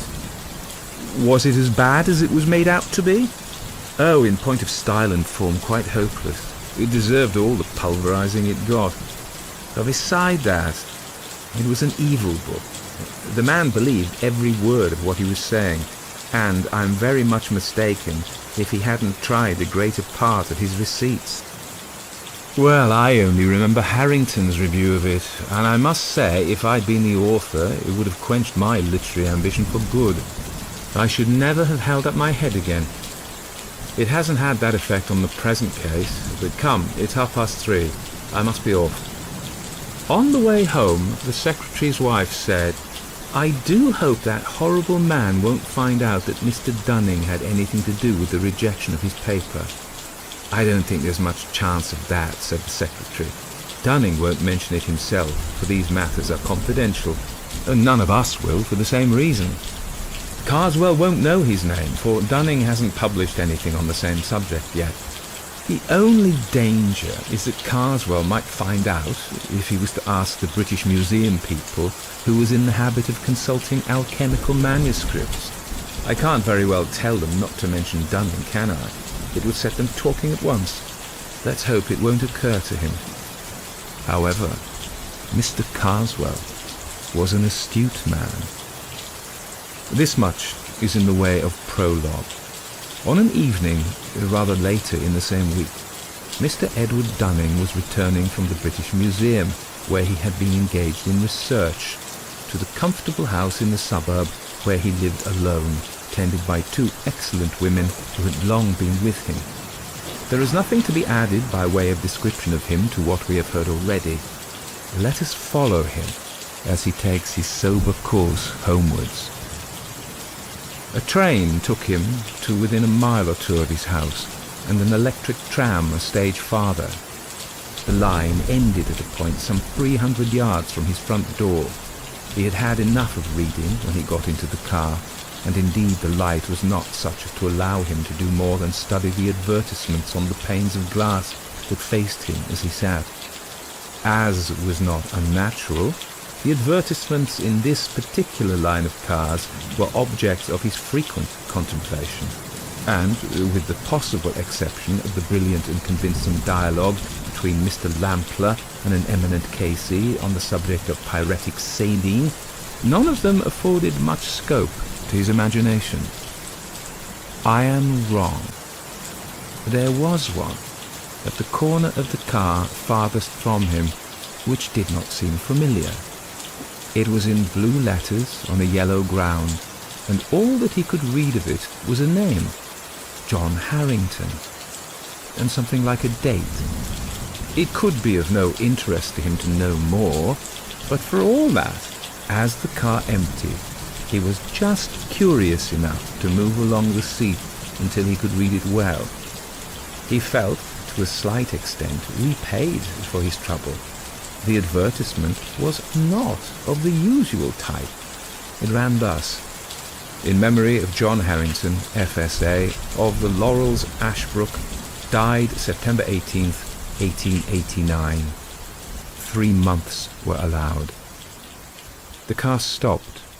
Mr. Dunning, still contemplating the blue letters on the yellow ground, had to be stimulated to rise by a word from the conductor. "I beg your pardon," he said. "I was looking at that advertisement. It's a very odd one, isn't it?" The conductor read it slowly. "Well, my word," he said. "I never seen that one before. Well, that is a cure, ain't it? Someone been up to their jokes here, I should think." He got out a duster and applied it, not without saliva, to the pane, and then to the outside. "No," he said, returning, "that ain't no transfer. Seems to me as if it were regular in the glass. What I mean, in the substance, as you may say. Don't you think so, sir?" Mr. Dunning examined it and rubbed it with his glove, and agreed.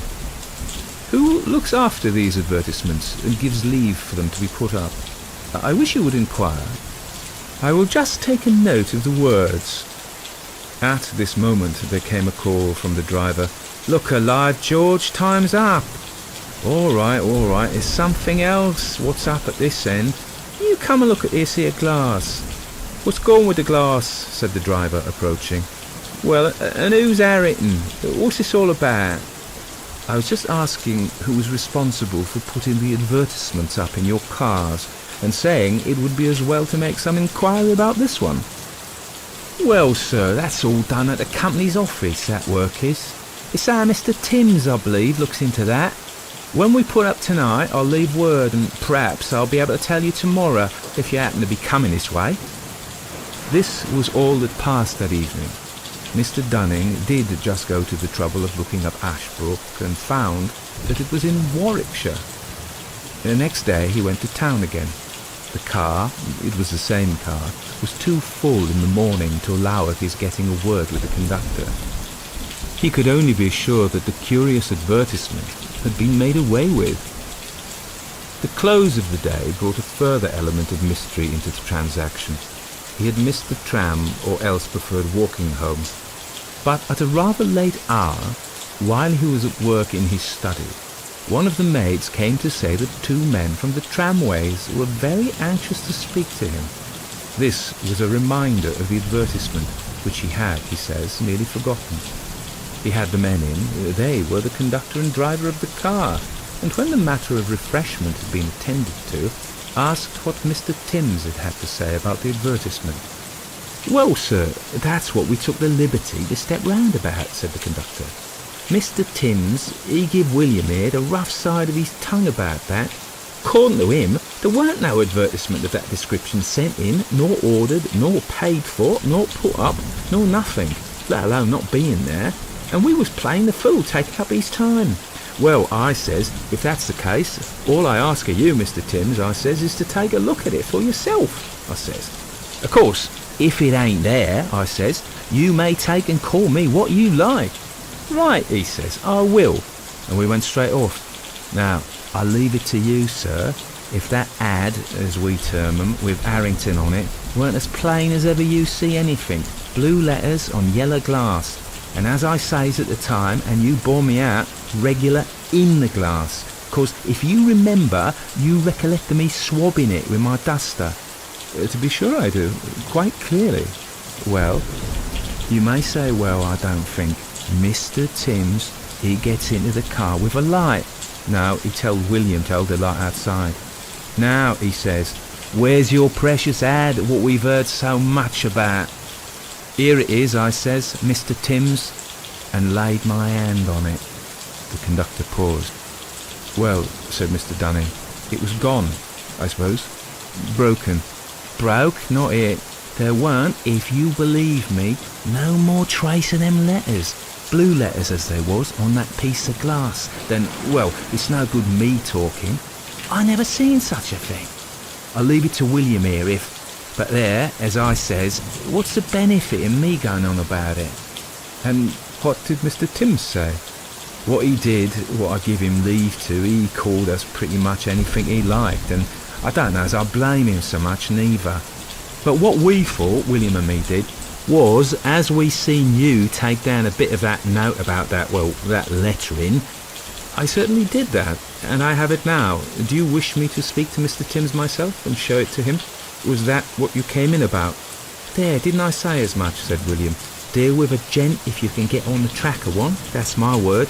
Now, perhaps, George, you'll allow as I ain't took you very far wrong tonight.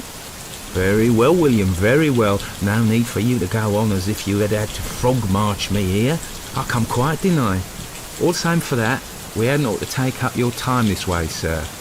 But if it so happened you could find time to step round to the company's office in the morning and tell Mr. Timms what you've seen for yourself, we should lay under a very high obligation to you for the trouble. You see, it ain't been called, well, one thing and another, as we mind, but if they got it into their head at the office as we seen things as weren't there, why, one thing leads to another, and where should we be in the 12 months hence? Well, you can understand what I mean. Amid further elucidations of the proposition, George, conducted by William, left the room. The incredulity of Mr. Timms, who had a nodding acquaintance with Mr. Dunning, was greatly modified on the following day by what the latter could tell and show him, and any bad mark that might have been attached to the names of William and George was not suffered to remain on the company's books. But explanation there was none. Mr. Dunning's interest in the matter was kept alive by an incident of the following afternoon. He was walking from his club to the train, and he noticed some way ahead a man with a handful of leaflets, such as are distributed to passers-by by agents of enterprising firms.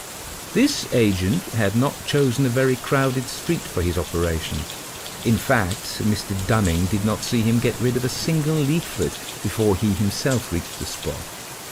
One was thrust into his hand as he passed. The hand that gave it touched his, and he experienced a sort of little shock as it did so. It seemed unnaturally rough and hot. He looked, in passing, at the giver, but the impression he got was so unclear that however much he tried to reckon it up subsequently, nothing would come. He was walking quickly, and as he went on, glanced at the paper. It was a blue one. The name of Harrington in large capitals caught his eye. He stopped, startled, and felt for his glasses. The next instant the leaflet was twitched out of his hand by a man who hurried past and was irrevocably gone. He ran back a few paces, but where was the passer-by? And where the distributor? It was in a somewhat pensive frame of mind that Mr. Dunning passed on the following day into the select manuscript room of the British Museum and filled up tickets for Harley 3586 and some other volumes. After a few minutes they were brought to him, and he was settling the one he wanted first upon the desk, when he thought he heard his own name whispered behind him. He turned round hastily, and in doing so brushed his little portfolio of loose papers onto the floor. He saw no one he recognized, except one of the staff in charge of the room, who nodded to him, and he proceeded to pick up his papers. He thought he had them all, and was turning to begin work, when a stout gentleman at the table behind him, who was just rising to leave and had collected his own belongings, touched him on the shoulder, saying, "May I give you this? I think it should be yours," and handed him a missing quire. "It is mine, thank you," said Mr. Dunning. In another moment the man had left the room. Upon finishing his work for the afternoon, Mr. Dunning had some conversation with the assistant in charge, and took occasion to ask who the stout gentleman was. "Oh, he's a man named Carswell," said the assistant. "He was asking me a week ago who were the great authorities on alchemy, and of course I told him you were the only one in the country. I'll see if I can't catch him. He'd like to meet you, I'm sure." "For heaven's sake, don't dream of it," said Mr. Dunning. "I'm particularly anxious to avoid him." "Oh, very well," said the assistant. "He doesn't come here often. I dare say you won't meet him." More than once on the way home that day, Mr. Dunning confessed to himself that he did not look forward with his usual cheerfulness to a solitary evening. It seemed to him that something ill-defined and impalpable had stepped in between him and his fellow men, had taken him in charge, as it were. He wanted to sit close up to his neighbours in the train and in the tram, but as luck would have it, both train and car were markedly empty. The conductor, George, was thoughtful and appeared to be absorbed in calculations as to the number of passengers. On arriving at his house, he found Dr. Watson, his medical man, on his doorstep. "I've had to upset your household arrangements. I'm sorry to say, Dunning, both your servants are hors de combat. In fact, I've had to send them both to the nursing home. Good heavens, what's the matter?" "It's something like ptomaine poisoning, I should think. You've not suffered yourself, I can see, or you wouldn't be walking about. I think they'll pull through all right." Dear, have you any idea what brought it on?" "Well, they tell me they bought some shellfish from a hawker at their dinner time. It's odd. I've made inquiries, but I can't find that any hawker has been to other houses in the street. I couldn't send word to you. They won't be back for a bit yet. You come and dine with me tonight anyhow, and we can make arrangements for going on. 8 o'clock. Don't be too anxious." The solitary evening was thus obviated at the expense of some distress and inconvenience, it is true. Mr. Dunning spent the time pleasantly enough with the doctor, a rather recent settler, and returned to his lonely home about 11:30.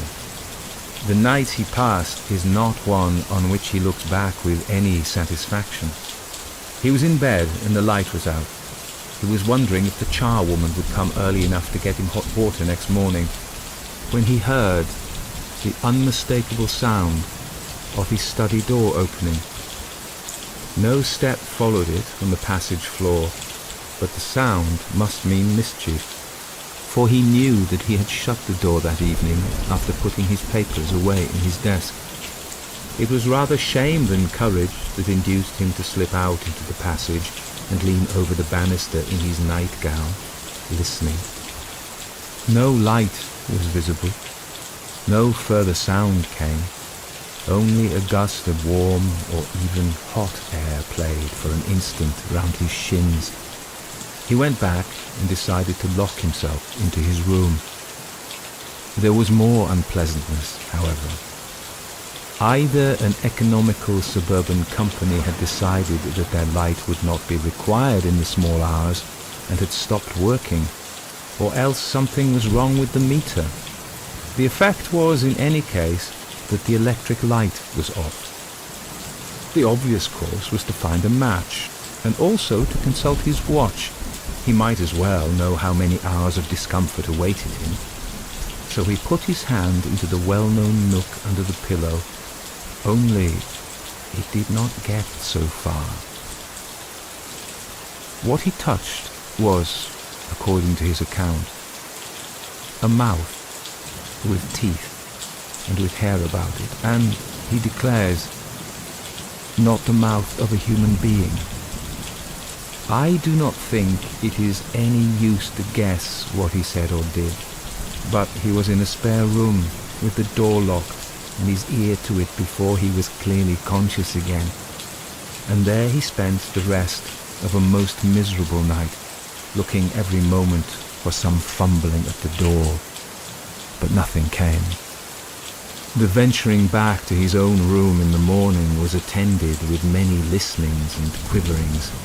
The door stood open, fortunately, and the blinds were up. The servants had been out of the house before the hour of drawing them down. There was, to be short, no trace of an inhabitant. The watch, too, was in its usual place. Nothing was disturbed. Only the wardrobe door had swung open, in accordance with its confirmed habit. A ring at the back door now announced the charwoman who had been ordered the night before, and nerved Mr. Dunning, after letting her in, to continue his search in other parts of the house. It was equally fruitless. The day thus began went on dismally enough. He dared not go to the museum, in spite of what the assistant had said. Carswell might turn up there, and Dunning felt he could not cope with a probably hostile stranger. His own house was odious. He hated sponging on the doctor. He spent some little time in the call at the nursing home, where he was slightly cheered by a good report of his housekeeper and maid. Towards lunchtime, he betook himself to his club, again experiencing a gleam of satisfaction at seeing the secretary of the association. At luncheon, Dunning told his friend the more material of his woes, but could not bring himself to speak of those that weighed most heavily on his spirits. "My poor dear man," said the secretary, "what an upset. Look here, we're alone at home, absolutely. You must put up with this. Yes, no excuse. Send your things in this afternoon." Dunning was unable to stand out. He was, in truth, becoming acutely anxious as the hours went on, as to what that night might have waiting for him. He was almost happy as he hurried home to pack up. His friends, when they had time to take stock of him, were rather shocked at his lorn appearance, and did their best to keep him up to the mark, not altogether without success. But when the two men were smoking alone together, Dunning became dull again. Suddenly he said, "Gayton, I believe that alchemist man knows it was I who got his paper rejected." Gayton whistled. "What makes you think that?" he said. Dunning told of his conversation with the museum assistant, and Gayton could only agree that the guess seemed likely to be correct. "Not that I care much," Dunning went on, "only it might be a nuisance if we were to meet. He's a bad-tempered party, I imagine." Conversation dropped again. Gayton became more and more strongly impressed with the desolateness that came over Dunning's face and bearing, and finally, though with a considerable effort, asked him point blank whether something serious was not bothering him. Dunning gave an exclamation of relief. "I was perishing to get it off my mind," he said. "Do you know anything about a man named John Harrington?" Gayton was thoroughly startled, and at the moment could only ask why. Then the complete story of Dunning's experiences came out, what had happened in the tramcar, in his own house, and in the street, the troubling of spirit that had crept over him and still held him, and he ended with the question he had begun with. Gayton was at a loss how to answer him. Tell the story of Harrington's end would perhaps be right, only Dunning was in a nervous state. The story was a grim one, and he could not help asking himself whether there were not a connecting link between these two cases in the person of Carswell. It was a difficult concession for a scientific man, but it could be eased by the phrase hypnotic suggestion. In the end, he decided that his answer tonight should be guarded. He would talk the situation over with his wife. So he said that he had known Harrington at Cambridge and believed he had died suddenly in 1889, adding a few details about the man and his published work. He did talk over the matter with Mrs. Gayton, and, as he had anticipated, she leapt at once to the conclusion which had been hovering before him. It was she who reminded him of the surviving brother, Henry Harrington, and she also who suggested that he might be got hold of by means of their hosts of the day before. "He might be a hopeless crank," objected Gayton. "That could be ascertained from the Bennets and knew him," Mrs. Gayton retorted, and she undertook to see the Bennets the very next day. It is not necessary to tell in further detail the steps by which Henry Harrington and Dunning were brought together. The next scene that does require to be narrated is a conversation that took place between the two.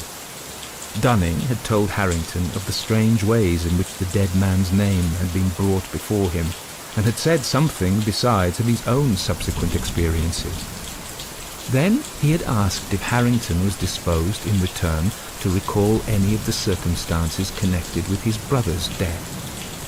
Harrington's surprise at what he heard can be imagined, but his reply was readily given. "John," he said, "was in a very odd state, undeniably from time to time, during some weeks before, though not immediately before the catastrophe. There were several things. The principal notion he had was that he thought he was being followed. No doubt he was an impressionable man, but he never had had such fancies as this before. I cannot get it out of my mind that there was ill will at work, and that what you tell me about yourself reminds me very much of my brother. Can you think of any possible connecting link? There's just one that has been taking shape vaguely in my mind. I've been told that your brother reviewed a book very severely not long before he died, and just lately I have happened to cross the path of the man who wrote that book in a way he would resent. Don't tell me that the man was called Carswell. Why not? That is exactly his name. Henry Harrington leapt back. That is final to my mind. Now I must explain further. From something he said, I feel sure that my brother John was beginning to believe, very much against his will, that Carswell was at the bottom of his trouble. I want to tell you what seems to me to have a bearing on the situation. My brother was a great musician and used to run up to concerts in town. He came back 3 months before he died from one of these and gave me his program to look at. An analytical program. He always kept them. I nearly missed this one, he said.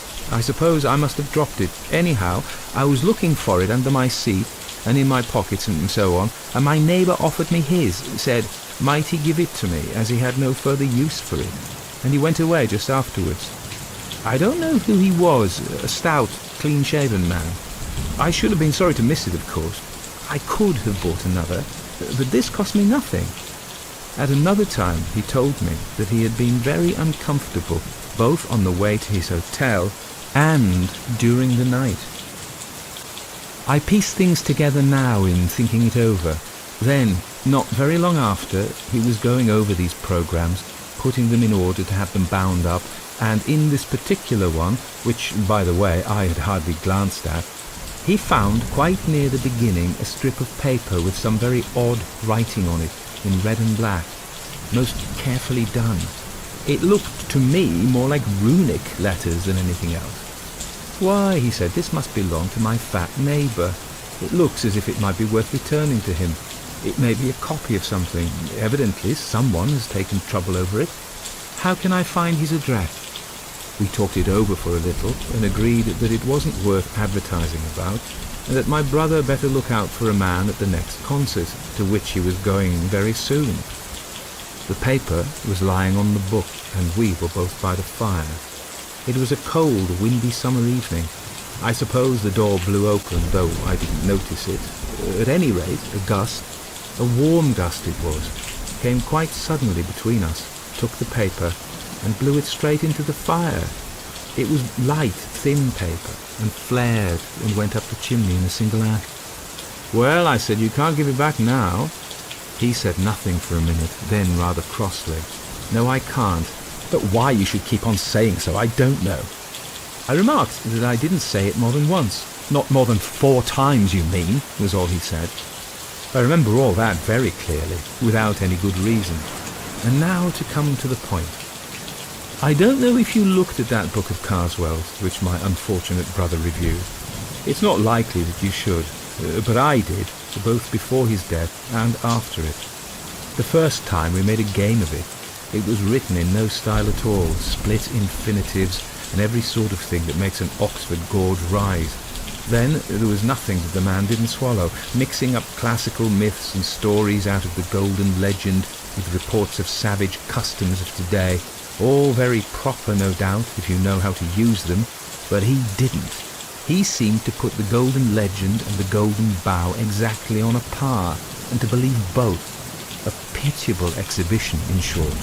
Well, after the misfortune, I looked over the book again. It was no better than before, but the impression which it left this time on my mind was different. I suspected, as I told you, that Carswell had borne ill will to my brother, even that he was in some way responsible for what had happened. And now his book seemed to me to be a very sinister performance indeed. One chapter in particular struck me, in which he spoke of casting the runes on people, either for the purpose of gaining their affection or of getting them out of the way, perhaps more especially the latter. He spoke of all this in a way that really seemed to me to imply actual knowledge. I've not time to go into detail, but the upshot is that I am pretty sure from information received that the civil man at the concert was Carswell. I suspect, I more than suspect, that the paper was of importance. and I do believe that if my brother had been able to give it back, he might have been alive now. Therefore, it occurs to me to ask you whether you have anything to put beside what I've told you. By way of answer, Dunning had the episode in the manuscript room at the British Museum to relate. Then he did actually hand you some papers. Have you examined them? No, because we must, if you'll allow it, look at them once and very carefully. They went to the still empty house, empty for the two servants were not yet able to return to work. Dunning's portfolio of papers was gathering dust on the writing table. In it were the quires of small-sized scribbling paper which he used for his transcript, and from one of these, as he took it up, there slipped and fluttered out into the room with uncanny quickness a strip of thin, light paper. The window was open, but Harrington slammed it to just in time to intercept the paper, which he caught. "I thought so," he said. "It might be the identical thing that was given to my brother. You'll have to look out, Dunning. This may mean something quite serious for you." A long consultation took place. The paper was narrowly examined. As Harrington had said, the characters on it were more like runes than anything else, but not decipherable by either man, and both hesitated to copy them, for fear, as they confessed, of perpetuating what evil purpose they might conceal. So it has remained impossible, if I may anticipate a little, to ascertain what was conveyed in this curious message or commission. Both Dunning and Harrington were convinced that it had the effect of bringing its possessors into very undesirable company, that it must be returned to the source whence it came, they were agreed, and further, that the only safe and certain way was that of personal service, and here contrivance would be necessary. For Dunning was known by sight to Carswell. He must, for one thing, alter his appearance by shaving his beard, but then might not the blow fall first? Harrington thought they could time it. He knew the date of the concert at which the black spot had been put on his brother. It was June 18th. The death had followed on September 18th. Dunning reminded him that 3 months had been mentioned on the inscription on the car window. "Perhaps," he added with a cheerless laugh, "mine may be a bill at 3 months too. I believe I can fix it by my diary. Yes, April 23rd was the day at the museum. That brings us to July 23rd. Now, do you know, it becomes extremely important to me to know anything you'll tell me about the progress of your brother's trouble, if it is possible for you to speak of it." "Of course. Well, the sense of being watched whenever he was alone was the most distressing thing to him. After a time, I took to sleeping in his room, and he was better for that. Still, he talked a great deal in his sleep." "What about? Is it wise to dwell on that, at least before things are straightened out?" "I think not. But I can tell you this. 2 things came for him by post during those weeks, both with a London postmark and addressed in a commercial hand. One was a woodcut of Buick's, roughly torn out of the page, on which shows a moonlit road and a man walking along it, followed by an awful demon creature. Under it were written the lines out of the Ancient Mariner, which I suppose the cut illustrates, about one who, having once looked round, walks on and turns no more his head, because he knows a frightful fiend doth close behind him tread. The other was a calendar, such as tradesmen often send. My brother paid no attention to this, but I looked at it after his death. I found that everything after September the 18th had been torn out. You may be surprised at his having gone out alone the evening he was killed, but the fact is that during the last 10 days or so of his life, he had been quite free from the sense of being followed or watched. The end of the consultation was this. Harrington, who knew a neighbour of Carswell's, thought he saw a way of keeping a watch on his movements. It would be Dunning's part to be in readiness to try to cross Carswell's path at any moment, to keep the paper safe and in a place of ready access. They parted. The next weeks were no doubt a severe strain upon Dunning's nerves. The intangible barrier which had seemed to rise about him on the day when he received the paper gradually developed into a brooding blackness that cut him off from the means of escape to which one might have thought he might resort. No one was at hand who was likely to suggest them to him, and he seemed robbed of all initiative. He waited with inexpressible anxiety as May, June, and early July passed on for a mandate from Harrington. But all this time Carswell remained immovable at Lufford. At last, in less than a week before the date he had come to look upon as the end of his earthly activities, came a telegram.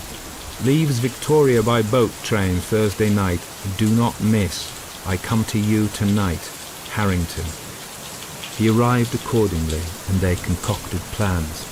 The train left Victoria at 9, and its last stop before Dover was Croydon West. Harrington would mark down Carswell at Victoria and look out for Dunning at Croydon, calling to him if need were by a name agreed upon.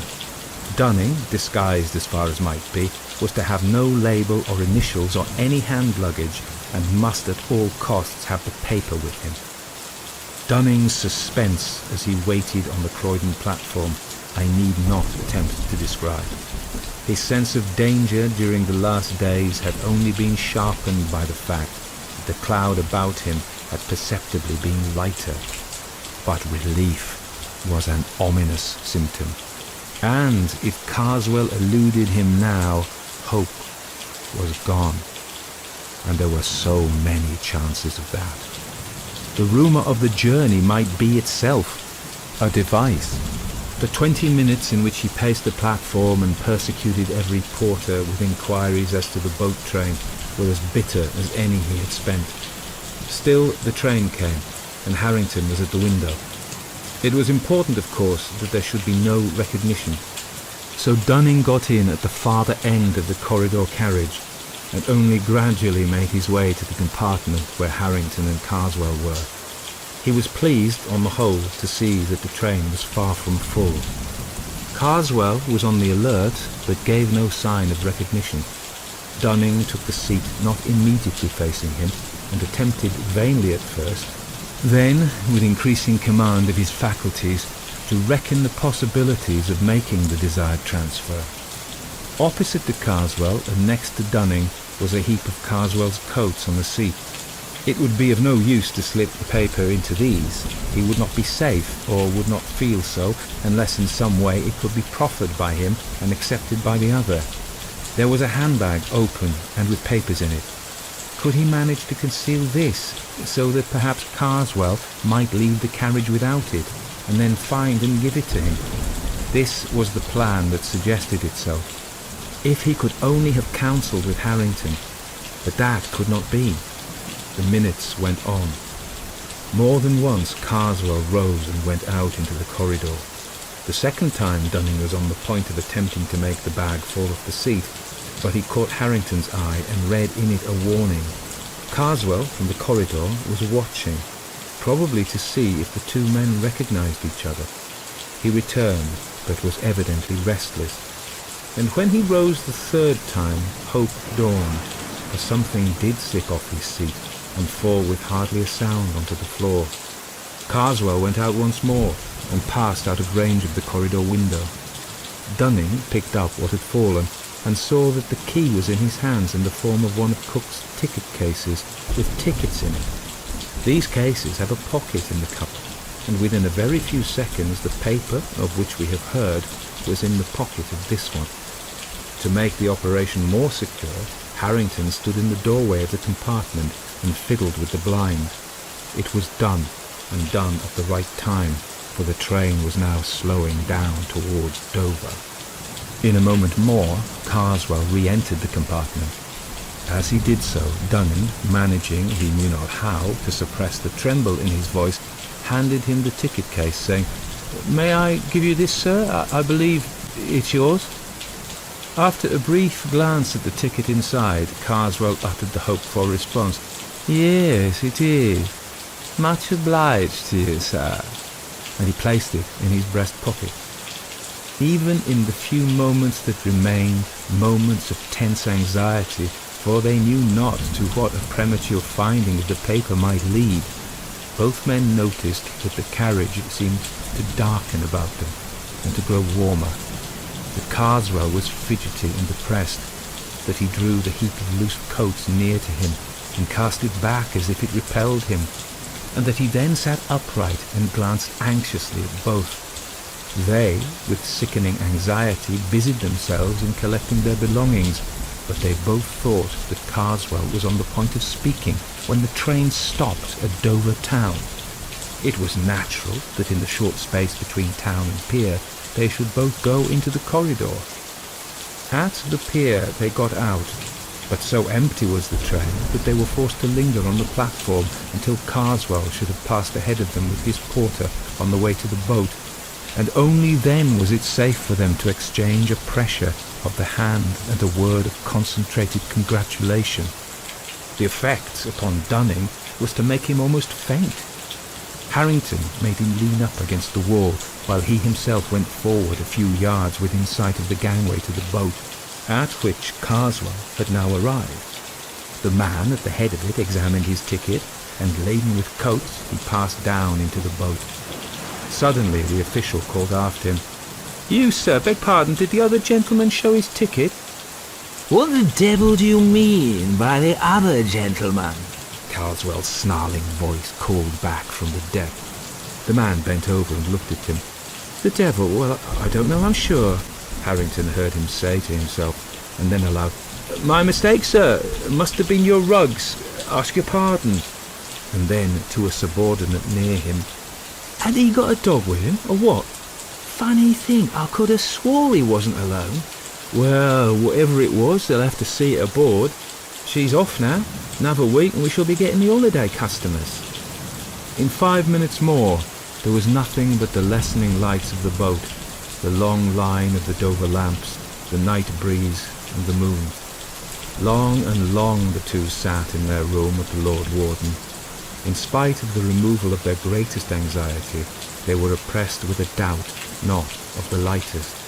Had they been justified in sending a man to his death, as they believed they had? Ought they not to warn him at least? "No," said Harrington. "If he is the murderer I think him, we have done no more than is just. Still, if you think it better, but how and where can you warn him?"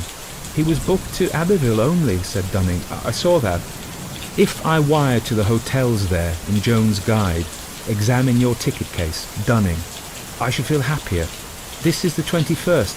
He'll have a day. But I'm afraid he has gone into the dark." So telegrams were left at the hotel office. It is not clear whether these reached their destination, or whether, if they did, they were understood. All that is known is that on the afternoon of the 23rd, an English traveller examining the front of St. Wolfram's Church at Abbeville, then under extensive repair, was struck on the head and instantly killed by a stone falling from the scaffold erected round the northwestern tower, there being, as was clearly proved, no workman on the scaffold at that moment, and the traveller's papers identified him as Mr. Carswell. Only one detail shall be added. At Carswell's sale, a set of Buick, sold with all faults, was acquired by Harrington. The page with the woodcut of the traveller and the demon was, as he had expected, mutilated. Also, after a judicious interval, Harrington repeated to Dunning something of what he had heard his brother say in his sleep, but it was not long before Dunning stopped him.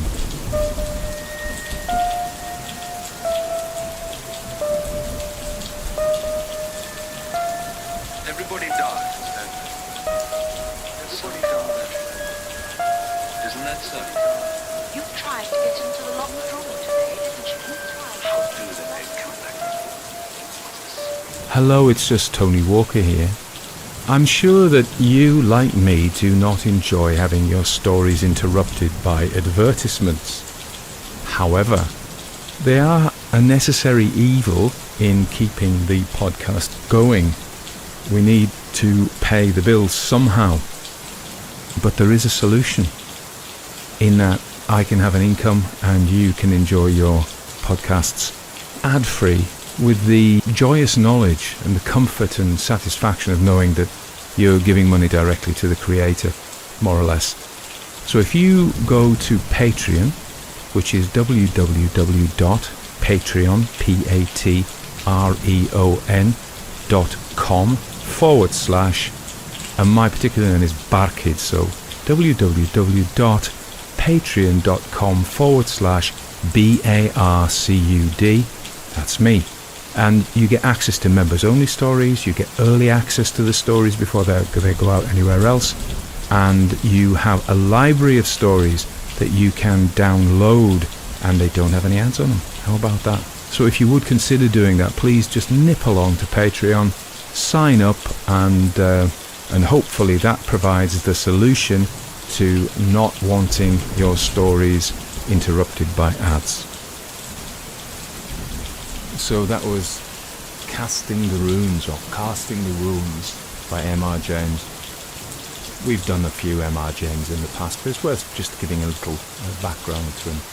So M.R. James, born 1862, died 1936, was an English author, medievalist, scholar and provost of King's College, Cambridge, and Eton, of course, later. Came from Eton, went to Cambridge, went back to Eton. Best known for his ghost stories, which are widely regarded amongst the finest in the English language. Of the genre as well.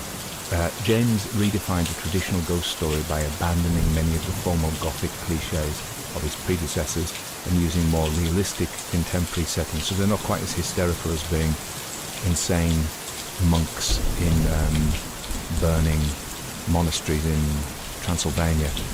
They're kind of very Englishy. His kind of England, of course, in his Victoria. He was very much a Victorian, you know, and even though, you know, he wrote some of these stories in the Edwardian period and later, he's in essence a Victorian. I read a book of his letters. He comes across as a really nice bloke, actually, and funny, but he was, you know, he lived in a certain circumspect. He didn't have much to do with women. He didn't have tons to do with people who weren't rich, or, you know, common people, I was trying not to say. Okay, but within his world, that's, you know, he writes about his world.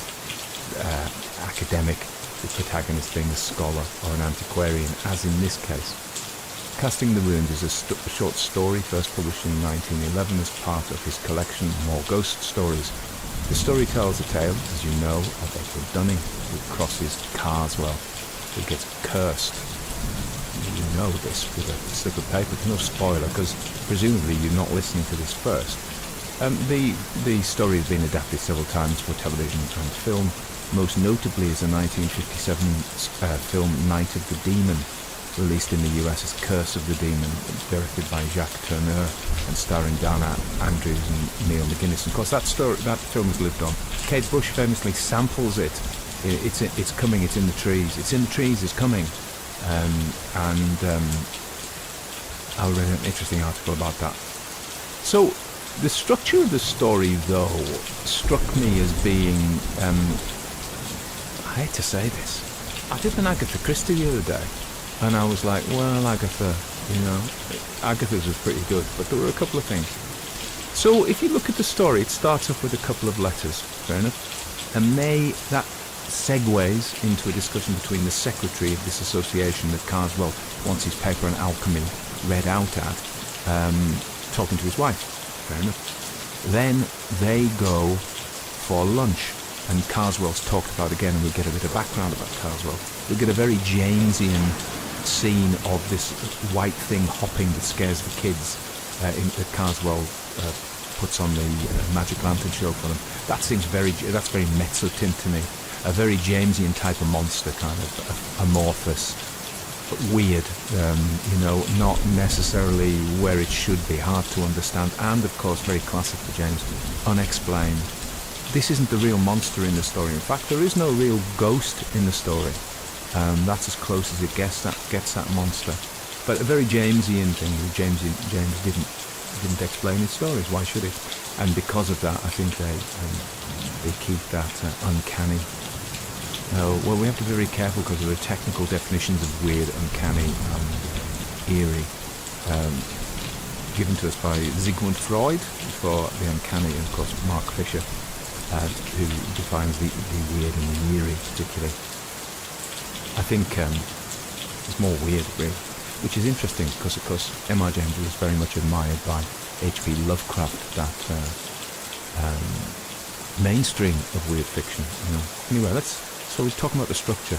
So we have the letter, we have the discussion about who this Carswell is, then we go to lunch, which fortuitously is with a couple who are near neighbours of Carswell. That's kind of fortuitous, isn't it? But there are no such thing as, it's a synchronicity, of course, there are no such thing as coincidences, so it is a meaningful meeting. I know it's a fiction, but there we are. And then we go to Dunning, and then we follow Dunning. We've already heard about how Harrington was killed.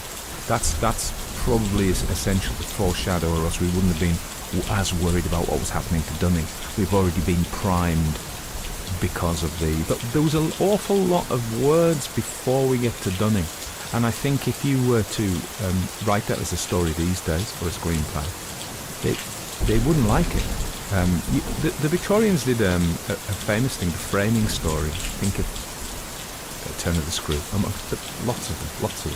And usually it starts off with people discussing the story, and then the story is presented, and then at the end we get back to the initial scene in the gentleman's club, or the library, or round the table at Christmas, telling ghost stories. But he doesn't complete the frame.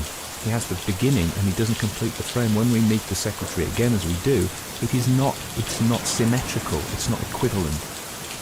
He is just a character, a minor character really, because we have Dunning, we have the re-emergence of the secretary in a minor way, who's concerned about him, and then he's forgotten about, and we have Henry Harrington, who pops up. We had no mention of Henry Harrington before. He pops up as the brother. We didn't know that the old Harrington who died had a brother until that point, unless I missed it. And then he becomes, and then the last part of it becomes a bit of a boy's own adventure. It's something no one say Graham Greene might have written. It's almost a spy adventure, trying to surreptitiously pass something. And the final comment I have to make really is about how Dunning has a save the cat moment, because it could be that cursing somebody to death is considered a bad act. The view that he gets all he deserves comes from Henry Harrington, but our man Dunning has a bit of a crisis of conscience, and so he does his best to save him. And I think the purpose of that is to show that he's not a bad bloke. So it's to kind of generate some sympathy for our protagonist. So this is one of James's best liked stories, and I need to say at this point I did enjoy it. It was like a Call of Cthulhu story. If you play the game, the role-playing game Call of Cthulhu, this could be a scenario from it. This is very much like a Call of Cthulhu plot. I understand that James' story came quite a while before Chaosium's Call of Cthulhu story. But it's a boy's own adventure almost, It's not necessarily I didn't find it particularly scary at all. And yet it is consistently regarded as one of James's best stories. It was entertaining, I enjoyed it, don't get me wrong.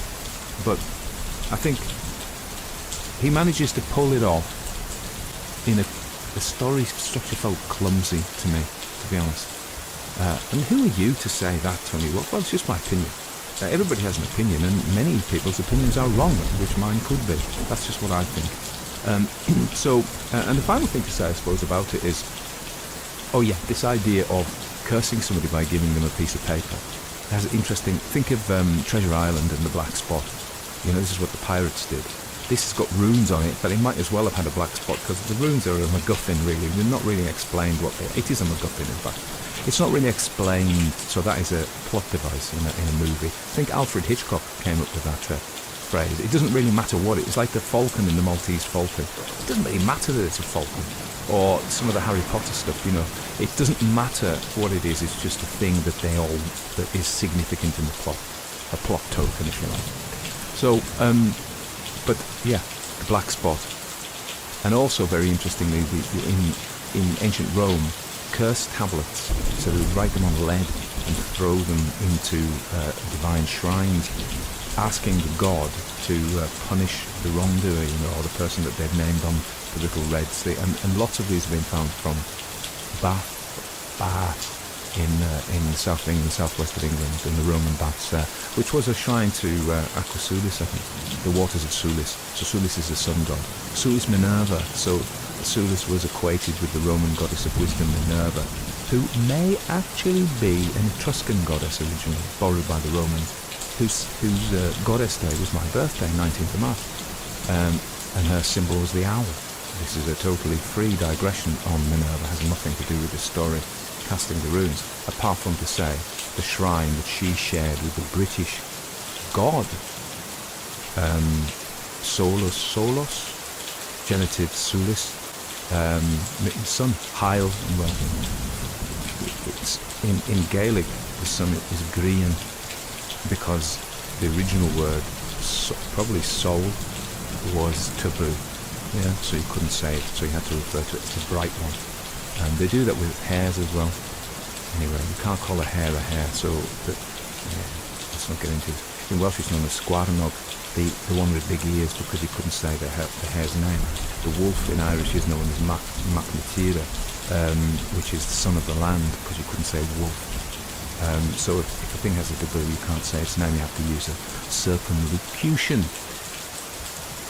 What that got to do with anything, I don't know. Yeah, the word sun, which in Irish is clearly a taboo, but not in British, because it survived the equivalent of solus, survived Hail in Hail in Breton, I think.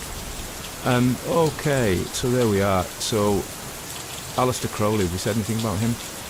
Okay, we need to say, so we said about the curse tablets and that idea of cursing somebody. The final thing to say about this story is, it has been said that the model for this overbearing, narcissistic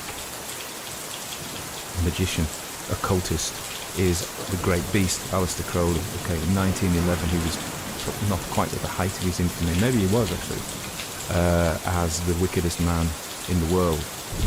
So Crowley was at Cambridge at the same time when James was there. And it may be that the two bumped into each other. I don't think they were friends at all. I mean, anything. James is a pleasant, affable man, retiring almost, bookish. Crowley was a peacock, a narcissist, and thoroughly unpleasant in lots of ways. I've got a number of his books. I think when he talks about magic, he's a genius, you know. But he was overbearing. I mean, he was terrible to lots of the people who worshipped him, who hero worshipped him, particularly thinking of somebody like Victor Neuberg, who was one of his, who he drove to a nervous breakdown, who was his secretary. So, and he would write these poems and publish them himself, because he was the heir to a huge fortune from brewing in Leamington Spa. This is Crowley now, not James. And so Crowley goes, and he has tons and tons and tons of money. He manages to blow it all on these crazy schemes, never worked a day in his life, and ends up dying pauper pretty much. But, so the big question is, if money works, if magic works rather, and why would you be a pauper? So maybe that suggests magic doesn't work. Anyway, so it has been disputed that Crowley is Carswell, the model for Carswell, but I kind of think he might have been. He would have been well known to James because he was in the papers. And James, and you can imagine them saying, "Oh, did you ever know Crowley from your time at Cambridge?" And they would have gone, "Oh, yes, a dreadful chap." So I think it probably is. People have probably got reasons for saying no reason. And somebody who knows tons of stuff will probably write a comment on the YouTube channel and put me in my place. And that's fair enough. Sometimes that needs to happen. Okay, so is that all we want to say about it? Oh yeah, the sin. The horror stories and monster stories have a sin.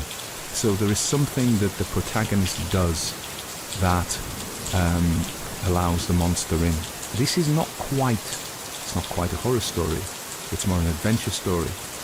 As much an adventure story as a horror story. But the sin here, I suppose, is not really Dunning's sin. Just Dunning's being pretty straight and honest and reasonable and decent, apart from maybe his criticism was a bit harsh. This maybe opens another door of thought here. But let's just try and keep on track before I get too excited about what I've just thought about. So, The sin is he offends a narcissist. In many of James's stories, the sin is they're too curious. And that is kind of like hubris, isn't it, really? It's the hubris of the modern academic who thinks he can explain everything through his academic techniques, whereas, of course, as we know, there are more things in heaven and earth than are thought of in thy philosophy, Horatius, and we will correct that as well. And so there we are, that's the sin. And you may say it's no sin to offend a narcissist. Perhaps, and this is the door that opened in my thought then. I don't know if you've, and maybe a jump here, but I don't know if you're fans of the Welsh band Stereophonics. Well, anyway, Kelly Jones wrote a song called Mr. Writer, and I stick up for Kelly Jones every now and again in this podcast, because I think he's a great songwriter. Actually, he's not pretentious. He writes pop anthems, rock anthems, and they're very catchy. He doesn't want to do anything else. He's not saying he's Shostakovich or Schoenberg, So he wrote a song called Mr. Writer because he'd been in receipt of some vicious critic, and my thought was, maybe James was also. I don't think he was. His work wasn't criticised, but writers and musicians and any kind of artist, anybody who puts a creative work out there, will receive a dollop of overcritical comment. And in some cases, I've just criticised M.R. James's story structure. That doesn't mean I don't think he was great, and the story is good story. But I was just going, if you're going to do it, would you do it? Like, not just my opinion, but hopefully I'm humble enough. Ooh, somebody just looked around at me then. To realise that my opinion is merely my opinion. It may be founded on things I've learned, but it's still my opinion. And often people who are critics take on the view that they are some real authority, that they really know. They're arbiters of taste. This is the way it should be, rather than this is the way I like it, And so Dunning perhaps was over fine. Harrington's review of Carswell's first work that led to Harrington's death was admittedly savage, and people say, justifiably so. But, is there any need for that? Is there any need for that? Maybe he got his just desserts. And so, as a writer who has been criticised, perhaps correctly, I say in all humility, but remember those words are just performative. That's a whole other discussion. Performative words are when, I may have said this in another commentary recently because it's much on my mind, we say things that we don't mean, they just perform, so how are you today? We don't care. That's harsh, but we don't really want somebody to tell us, well, do you know what, I'm feeling a bit down today. Oh, right, okay, I've got to catch my bus. And so many things, and yes, I'll tell you what it was. I did the Agatha Christie story, Song of Sixpence, on the Detective Story channel, and it turns on a man making a promise. If there's anything I can do, and we say that, don't we? And we don't really mean it. And Agatha Christie, who is very witty in this, makes a comment, it's performative. We say many, many things that we don't mean what they say. They're decorative, they perform a social lubricant function. They're not intended to be taken literally. How did I get onto that? Something about critics. Yeah, anyway, so, and I'm now baffled myself. I've completely lost where I am. So let us just finish by saying I hope you enjoyed the M.R. James story. I think it's always good to revisit. Other people do M.R. James, not me, and I'm always conscious of this story being done before. But I hope you liked it. I hope you didn't mind me redoing it. And please keep listening. Spread the word. Share it, okay? Thank you.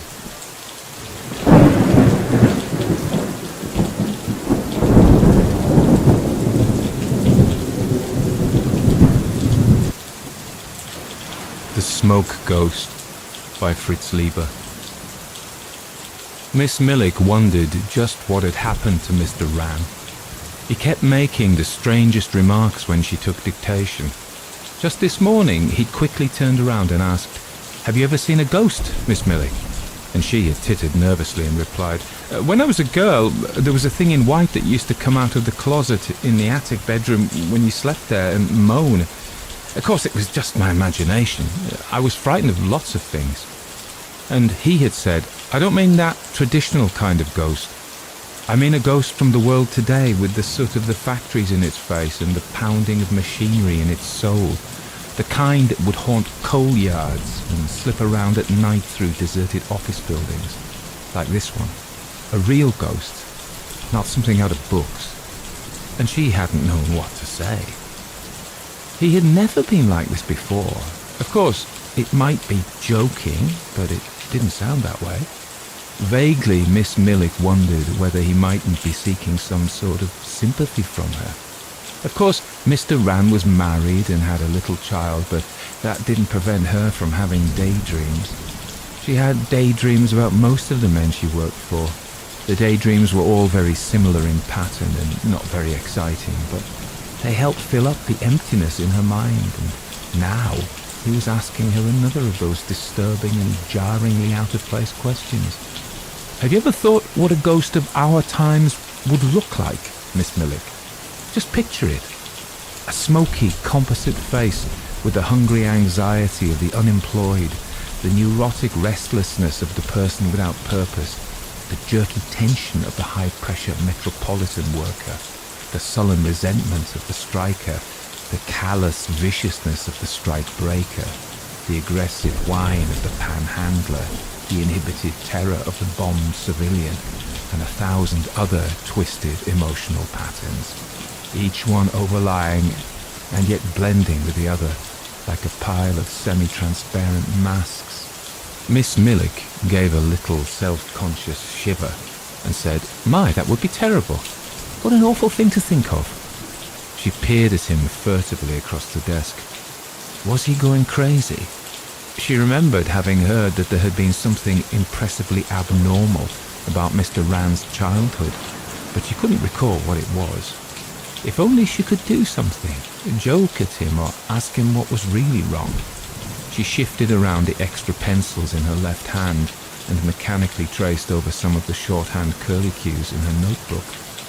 "Yes, that's just what such a ghost or vitalized projection might look like, Miss Millick," he continued, smiling in a tight way. "It would grow out of the real world. It would reflect all the tangled, sordid, vicious things, all the loose ends, and it would be very grimy. I don't think it would seem white or wispy or favour graveyards. It wouldn't moan, but it would mutter unintelligibly and twitch at your sleeve, like a sick, surly ape. What would such a thing want from a person, Miss Millick? Sacrifice? Worship? Or just fear? What could you do to stop it from troubling you?" Miss Millick giggled nervously. She felt embarrassed and out of her depth. There was an expression beyond her powers of definition in Mr. Ran's ordinary, flat-cheeked, 30-ish face, silhouetted against the dusty window. He turned away and stared out into the grey downtown atmosphere that rolled in from the railroad yards and the mills. When he spoke again, his voice sounded far away. Of course, being immaterial, it couldn't hurt you physically, at first. You'd have to be peculiarly sensitive even to see it or be aware of it at all. But it would begin to influence your actions, make you do this, stop you from doing that. Although only a projection, it would gradually get its hooks into the world of things as they are, might even get control of suitably vacuous minds. Then it could hurt whomever it wanted. Miss Millick squirmed and tried to read back her shorthand like books said you should do when there's a pause. She became aware of the failing light and wished Mr. Ran would ask her to turn on the overhead light. She felt uncomfortable and scratchy, as if soot was sifting down onto her skin.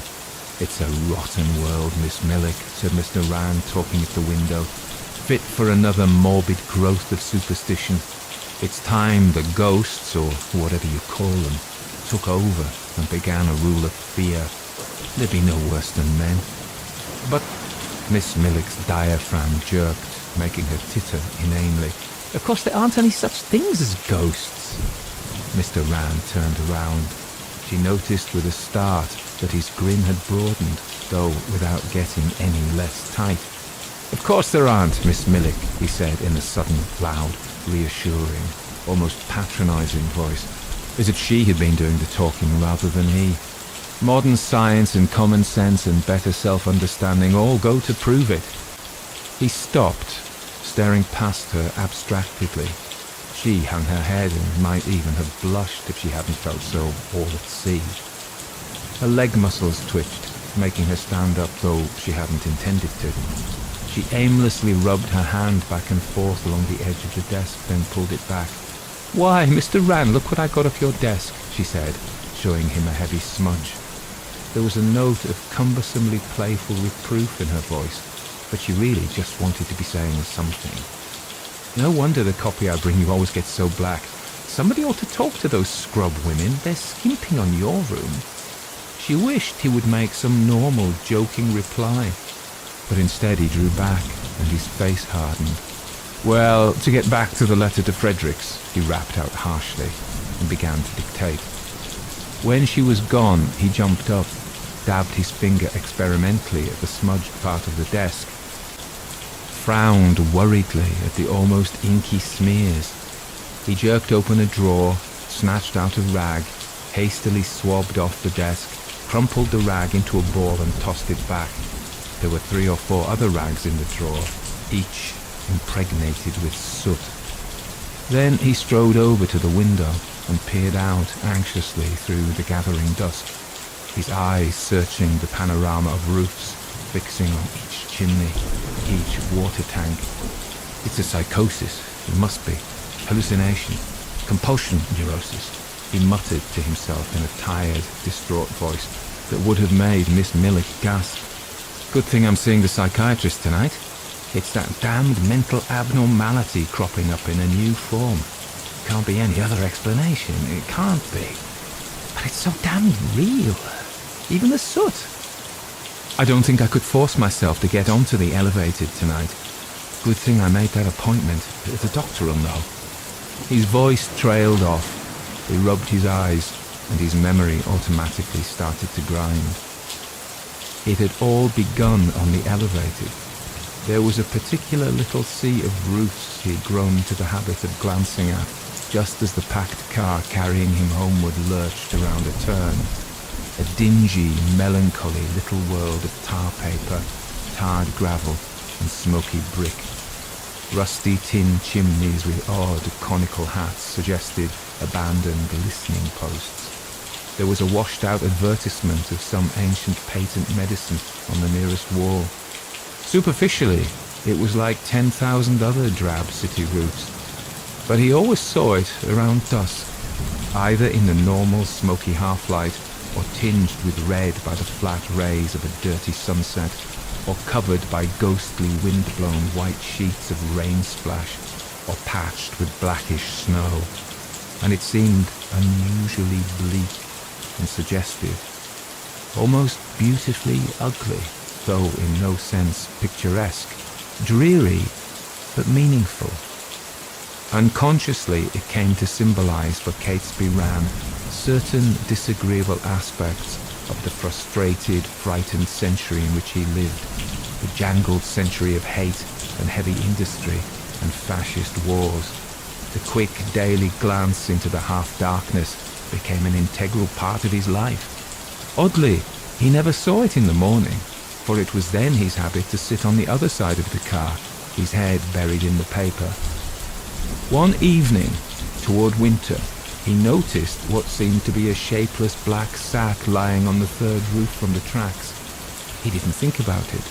It merely registered as an addition to the well-known scene, and his memory stored away the impression for further reference. Next evening, however, he decided he'd been mistaken in one detail. The object was a roof nearer than he had thought. Its colour and texture and the grimy stains around it suggested that it was filled with coal dust, which was hardly reasonable. Then, too, the following evening, it seemed to have been blown against the rusty ventilator by the wind, which could hardly have happened if it were at all heavy. Perhaps it was filled with leaves. Catesby was surprised to find himself anticipating his next daily glance with a minor note of apprehension. There was something unwholesome in the posture of the thing that stuck in his mind, a bulge in the sacking that suggested a misshapen head peering around the ventilator. And his apprehension was justified, for that evening the thing was on the nearest roof, though on the farther side, looking as if it had just flopped down over the low brick parapet. Next evening the sack was gone. Catesby was annoyed at the momentary feeling of relief that went through him, because the whole matter seemed too unimportant to warrant feelings of any sort. What difference did it make if his imagination had played tricks on him, and he'd fancied that the object was crawling and hitching itself closer across the roofs? That was the way any normal imagination worked. He deliberately chose to disregard the fact that there were reasons for thinking his imagination was by no means a normal one. As he walked home from the elevated, however, he found himself wondering whether the sack was really gone. He seemed to recall a vague, smudgy trail leading across the gravel to the nearer side of the roof. For an instant, an unpleasant picture formed in his mind, that of an inky, humped creature crouching behind the nearer parapet, waiting. Then he dismissed the whole subject. The next time he felt the familiar grating lurch of the car, he caught himself trying not to look out. That angered him. He turned his head quickly. When he turned it back, his compact face was definitely pale. There had only been time for a fleeting rearward glance at the escaping roof. Had he actually seen in silhouette the upper part of a head of some sort, peering over the parapet? Nonsense, he told himself. And even if he had seen something, there were 1,000 explanations which did not involve the supernatural or even true hallucination. Tomorrow he would take a good look and clear up the whole matter. If necessary, he would visit the roof personally, though he hardly knew where to find it and disliked in any case the idea of pampering a whim of fear. He did not relish the walk home from the elevated that evening, and visions of the thing disturbed his dreams and were in and out of his mind all next day at the office. It was then that he first began to relieve his nerves by making jokingly serious remarks about the supernatural to Miss Millick, who seemed properly mystified. It was on the same day, too, that he became aware of a growing antipathy to grime and soot. Everything he touched seemed gritty, and he found himself mopping and wiping at his desk like an old lady with a morbid fear of germs. He reasoned that there was no real change in his office, and that he'd just now become sensitive to the dirt that had always been there. But there was no denying an increasing nervousness. Long before the car reached the curve, he was straining his eyes through the murky twilight, determined to take in every detail. Afterward, he realized that he must have given a muffled cry of some sort, for the man beside him looked at him curiously, and the woman ahead gave him an unfavorable stare. Conscious of his own pallor and uncontrollable trembling, he stared back at them hungrily, trying to regain the feeling of security he had completely lost. They were the usual reassuringly wooden-faced people everyone rides home with on the elevated. But suppose he had pointed out to one of them what he had seen, that sodden, distorted face of sacking and coal dust, that boneless paw which waved back and forth, unmistakably in his direction, as if reminding him of a future appointment. He involuntarily shut his eyes tight. His thoughts were racing ahead to tomorrow evening. He pictured this same windowed oblong of light, and packed humanity surging around the curve, then an opaque, monstrous form leaping out from the roof in a parabolic swoop, an unmentionable face pressed close against the window, smearing it with wet coal dust, huge paws fumbling sloppily at the glass. Somehow, he managed to turn off his wife's anxious inquiries. Next morning, he reached a decision and made an appointment for that evening with a psychiatrist a friend had told him about. It cost him a considerable effort, for Catesby had a peculiarly great and very well-grounded distaste for anything dealing with psychological abnormality. Visiting a psychiatrist meant raking up an episode in his past which he had never fully described even to his wife, and which Miss Millick only knew as something impressively abnormal about Mr. Rand's childhood. Once he had made the decision, however, he felt considerably relieved. The doctor, he told himself, would clear everything up.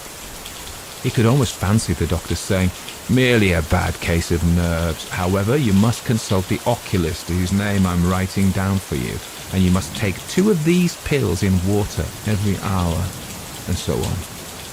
It was almost comforting and made the coming revelation he would have to make seem less painful. But as the smoky dusk rolled in, his nervousness returned, and he let his joking mystification of Miss Millick run away with him, until he realized that he wasn't frightening anyone but himself. Have to keep his imagination under better control, he told himself, as he continued to peer out restlessly at the massive, murky shapes of the downtown office buildings. Why, he had spent the whole afternoon building up a kind of neo-medieval cosmology of superstition. It wouldn't do. He realized then that he had been standing at the window much longer than he thought, for the glass panel in the door was dark, and there was no noise coming from the outer office. Miss Millick and the rest must already have gone home. It was then he made the discovery that there would have been no special reason for dreading the swing around the curve that night. It was, as it happened, a horrible discovery. For on the shadowed roof across the street and 4 stories below, he saw the thing huddle and roll across the gravel and, after one upward look of recognition, merge into the blackness beneath the water tank. As he hurriedly collected his things and made for the elevator, fighting the panicky impulse to run, he began to think of hallucination and mild psychosis as very desirable conditions. For better or for worse, he pinned all his hopes on the doctor.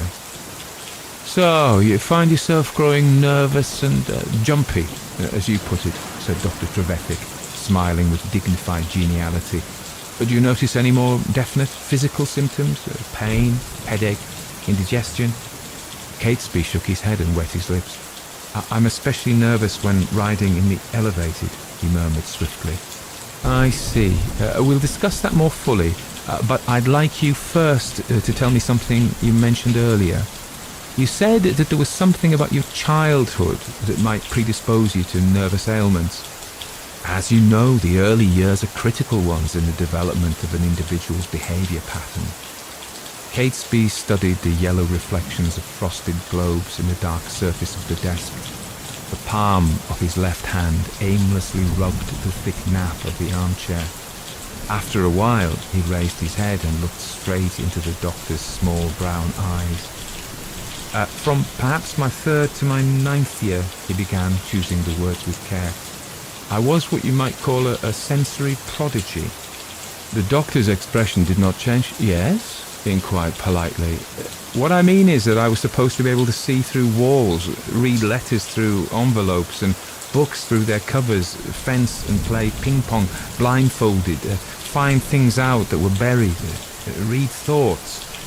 The words tumbled out. "And could you?" The doctor's expression was toneless. "I don't know. I don't suppose so," answered Catesby, long-lost emotions flooding back into his voice. "It's all so confused now. I thought I could, but then they were always encouraging me. My mother was, interested in psychic phenomena. I was exhibited. I seem to remember seeing things other people couldn't, as if most opaque objects were transparent, but I was very young. I don't have any scientific criteria for judgment. He was reliving it now. The darkened rooms, the earnest assemblages of gawking, prying adults. Himself sitting alone on a little platform, lost in a straight-backed wooden chair, the black silk handkerchief over his eyes. His mother's coaxing, insistent questions, the whispers, the gasps. His own hate of the whole business mixed with hunger for the adulation of adults. Then the scientists from the university, the experiments, the big test. The reality of those memories engulfed him and momentarily made him forget the reason why he was disclosing them to a stranger. Do I understand that your mother tried to make use of you as a medium for communicating with the other world? Catesby nodded eagerly. She tried, but she couldn't. When it came to getting in touch with the dead, I was a complete failure. All I could do, or thought I could do, was see real, existing, three-dimensional objects beyond the vision of normal people. Objects they could have seen, except for distance, obstruction, or darkness. It was always a disappointment to Mother, he finished slowly. He could hear her sweetish, patient voice saying, "Try again, dear, just this once. Katie was your aunt. She loved you. Try to hear what she's saying." And he had answered, "I can see a woman in a blue dress standing on the other side of Jones's house." And she had replied, "Yes, I know, dear, but that's not Katie. Katie's a spirit. Try again, just this once, dear." For a second time, the doctor's voice gently jarred him back into the softly gleaming office. "You mentioned scientific criteria for judgment, Mr. Rand. As far as you know, did anyone ever try to apply them to you?" Catesby's nod was emphatic. "They did. When I was 8, 2 young psychologists from the university here got interested in me. I guess they considered it a joke at first, and I remember being very determined to show them I amounted to something. Even now I seem to recall how the note of polite superiority and amused sarcasm drained out of their voices. I suppose they decided at first that it was very clever trickery, but somehow they persuaded Mother to let them try me out under controlled conditions. There were lots of tests that seemed very businesslike after Mother's slipshod little exhibitions. They found I was still clairvoyant, or so they thought. I got worked up, went on edge. They were going to demonstrate my supernormal sensory powers to the university psychology faculty. For the first time, I began to worry about whether I'd come through. Perhaps they kept me going at too hard a pace, I don't know. At any rate, when the test came, I couldn't do a thing. Everything became opaque. I got desperate and made things up out of my imagination. I lied. In the end, I failed utterly, and I believe the 2 young psychologists lost their jobs as a result. He could hear the brusque, bearded man saying, "You've been taken in by a child, Flaxman, a mere child. I'm greatly disturbed. You've put yourself on the same plane as common charlatans. Gentlemen, I ask you to banish from your minds this whole sorry episode. It must never be referred to." He winced at the recollection of his feeling of guilt, but at the same time he was beginning to feel exhilarated and almost light-hearted. Unburdening his long-repressed memories had altered his whole viewpoint. The episodes on the elevated began to take on what seemed their proper proportions as merely the bizarre workings of overwrought nerves and an overly suggestible mind. The doctor, he anticipated confidently, would disentangle the obscure subconscious causes, whatever they might be, and the whole business would be finished off quickly, just as his childhood experience, which was beginning to seem a little ridiculous now, had been finished off. From that day on, he continued, I never exhibited a trace of my supposed powers.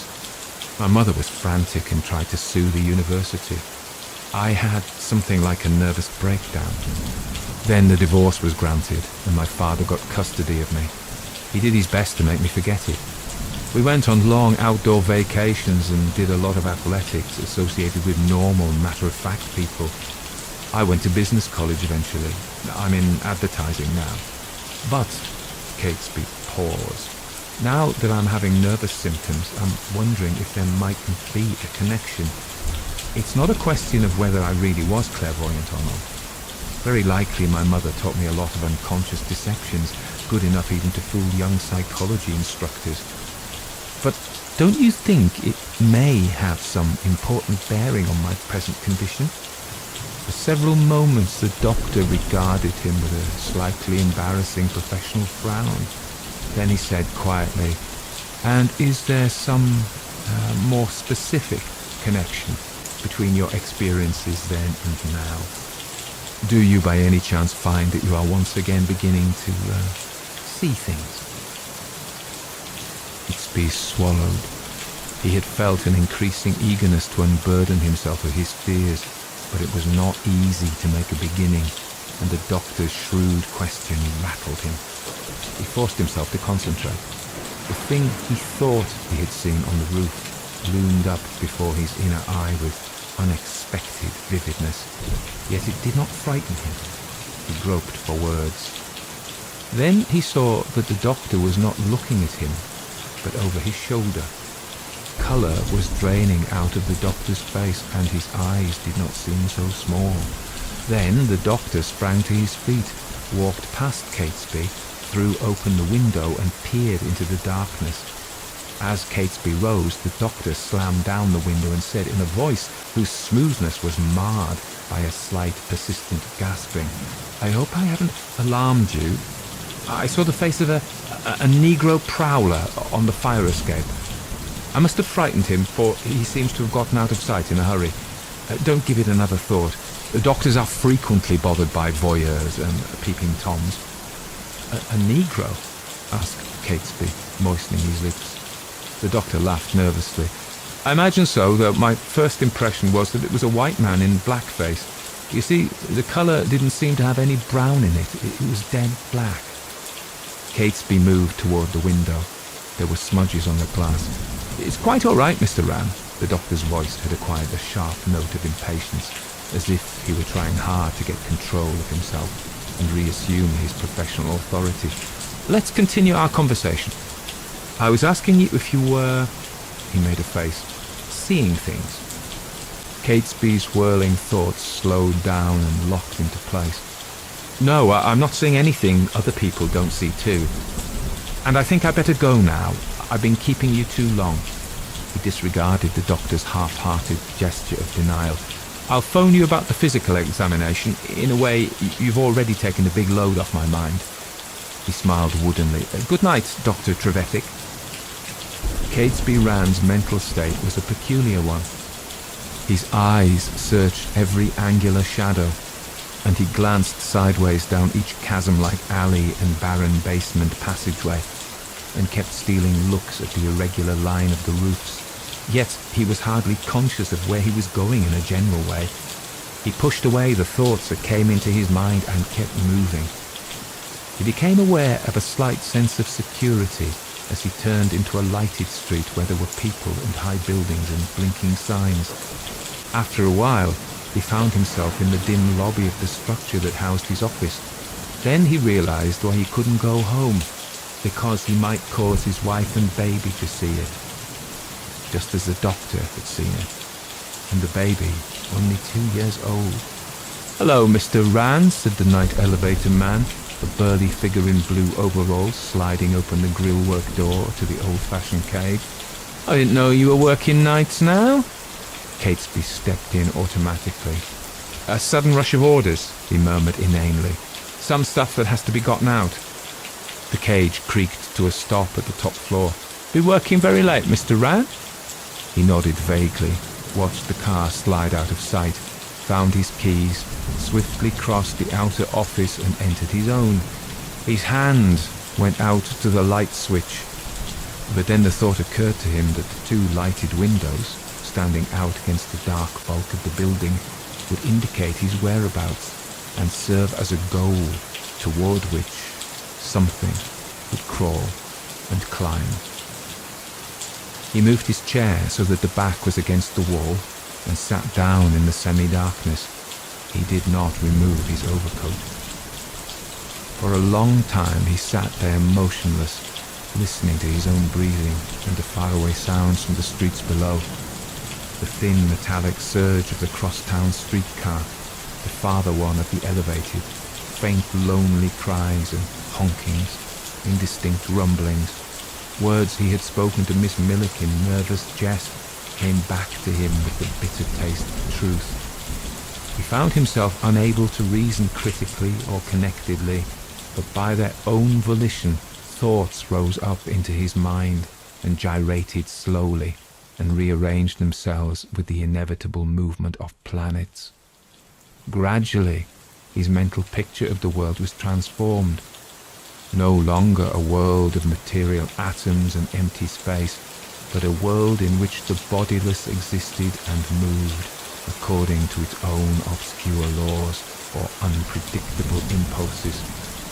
The new picture illumined with dreadful clarity certain general facts which had always bewildered and troubled him, and from which he had tried to hide. The inevitability of hate and war, the diabolically timed mischances which wrecked the best of human intentions, the walls of willful misunderstanding that divided one man from another, the eternal vitality of cruelty and ignorance and greed. They seemed appropriate now, necessary parts of the picture, and superstition only a kind of wisdom. Then his thoughts returned to himself, and the question he had asked Miss Millick came back. What would such a thing want from a person? Sacrifices? Worship? Or just fear? What could you do to stop it from troubling you? It had now become a purely practical question. With an explosive jangle, the phone began to ring. "Kate, I've been trying everywhere to get you," said his wife. "I never thought you'd be at the office. What are you doing? I've been worried." He said something about work. "You'll be home right away?" came the faint, anxious question. "I'm a little frightened. Ronnie just had a scare. It woke him up. He kept pointing to the window and saying, 'Black man, black man.' Of course it's something he's dreamed, but I am frightened. You will be home? What's that, dear? Can't you hear me?" "I will, right away," he said.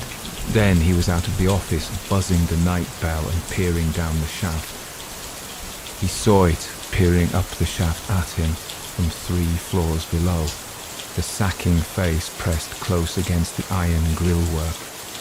It started up the stair at a shockingly swift, shambling gait, vanishing temporarily from sight as it swung into the second corridor below.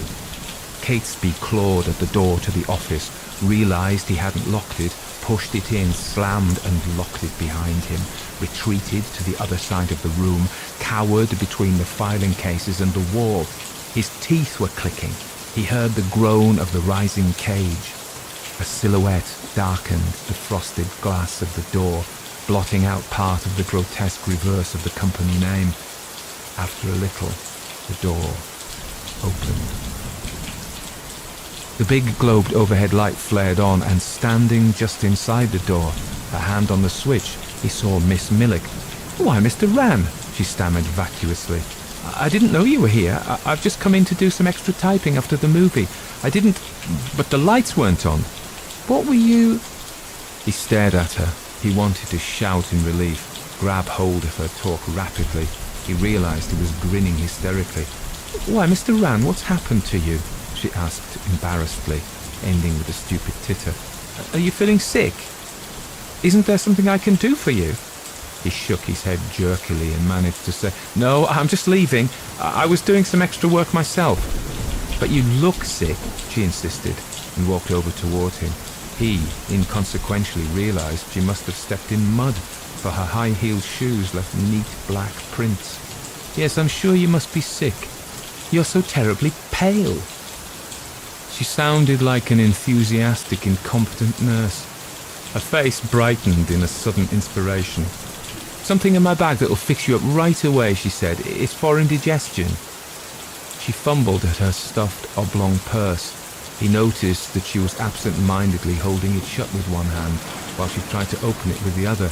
Then, under his very eyes, he saw her bend back the thick prongs of metal locking the purse as if they were tinfoil, or as if her fingers had become a pair of steel pliers. Instantly, his memory recited the words he had spoken to Milik that afternoon. It couldn't hurt you physically, at first. Gradually get its hooks to the world. Might even get control of suitably vacuous minds. Then it could hurt whomever it wanted. A sickish, cold feeling came to a focus inside him. He began to edge toward the door. But Miss Milik hurried ahead of him. "You don't have to wait, Fred," she called. "Mr. Rand's decided to stay a while longer." The door to the cage shut with a mechanical rattle. The cage creaked. Then she turned around in the door. "Why, Mr. Rand," she gurgled reproachfully, "I just couldn't think of letting you go home now. I'm sure you are terribly unwell. Why? You might collapse in the street. You've just got to stay here until you feel different." The creaking died away. He stood in the center of the office, motionless.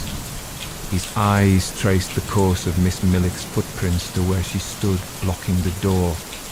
Then a sound that was almost a scream was wrenched out of him, for he saw that the flesh of her face was beginning to change color, blackening until the powder on it was a sickly white dust, rouge a hideous pinkish one, lipstick a translucent red film. It was the same with her hands, and with the skin beneath her thin silk stockings. "Why, Mr. Rand," she said, "you're acting as if you were crazy. You must lie down for a little while. Here, I'll help you off with your coat." The nauseously idiotic and rasping note was the same, only it had been intensified. As she came toward him, he turned and ran through the storeroom, clattered a key desperately at the lock of the second door to the corridor. "Why, Mr. Ran," he heard her call, "are you having some kind of fit? You must let me help you." The door came open and he plunged out into the corridor and up the stairs immediately ahead. It was only when he reached the top that he realized the heavy steel door in front of him led to the roof. He jerked up the catch. "Why, Mr. Ran, you mustn't run away. I'm coming after you." Then he was out on the gritty tar paper of the roof. The night sky was clouded and murky, with a faint pinkish glow from the neon signs. From the distant mills rose a ghostly spurt of flame. He ran to the edge. The streetlights glared dizzily upward. Two men walking along were round blobs of hat and shoulders. He swung around. The thing was in the doorway. The voice was no longer solicitous, but moronically playful, each sentence ending in a titter. "Why, Mr. Ran, why have you come up here? We're all alone. Just think, I might push you off." The thing came slowly toward him. He moved backward until his heels touched the low parapet. Without knowing why or what he was going to do, he dropped to his knees. The black, coarse-grained face came nearer, a focus for the worst in the world, a gathering point for poisons from everywhere. Then the lucidity of terror took possession of his mind, and words formed on his lips. I will obey you." "You are my god," he said. "You have supreme power over man and his animals and his machines. You rule this city and all others. I recognize that. Therefore, spare me." Again the titter, closer. "Why, Mr. Ran, you never talked like this before." "Do you mean it? The world is yours to do with as you will, save or tear to pieces," he answered fawningly, as the words automatically fitted themselves together into vaguely liturgical patterns. "I recognize that. I will praise, I will sacrifice. In smoke and soot and flame, I will worship you forever." The voice did not answer. He looked up. There was only Miss Millick, deathly pale and swaying drunkenly. Her eyes were closed. He caught her as she wobbled toward him. His knees gave way under the added weight and they sank down together on the roof edge. After a while she began to twitch. Small, wordless noises came from her throat and her eyelids edged open. Come on, we'll go downstairs, he murmured jerkily, trying to draw her up. You're feeling bad? I'm terribly dizzy, she whispered. I must have fainted. I didn't eat enough. And then I'm so nervous lately about the war and everything, I guess. Why we're on the roof? Did you bring me up here to get some air, or did I come up without knowing it? I'm awfully foolish. I used to walk in my sleep, my mother said. As he helped her down the stairs, she turned and looked at him. Why, Mr. Ran, she said faintly, you've got a big smudge on your forehead. Here, let me get it off for you. Weakly, she rubbed at it with her handkerchief. She started to sway again and he steadied her. No, I'll be all right, she said, only I feel cold. What happened, Mr. Ran? Did I have some sort of fainting spell? He told her it was something like that. Later, riding home in an empty elevated car, he wondered how long he would be safe from the thing. It was a purely practical problem. He had no way of knowing, but instinct told him he had satisfied the brute for some time. Would it want more when it came again? Time enough to answer that question when it arose. It might be hard, he realized, to keep out of an insane asylum. With Helen and Ronnie to protect, as well as himself, he would have to be careful and tight-lipped.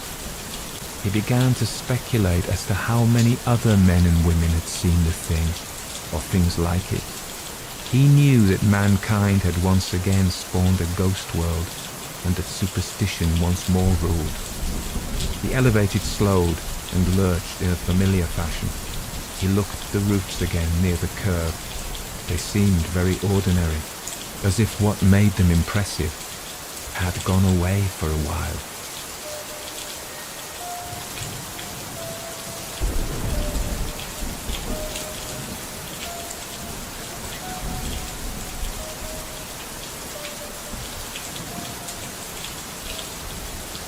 So that was The Smoke Ghost by Fritz Leiber Jr., published in 1941.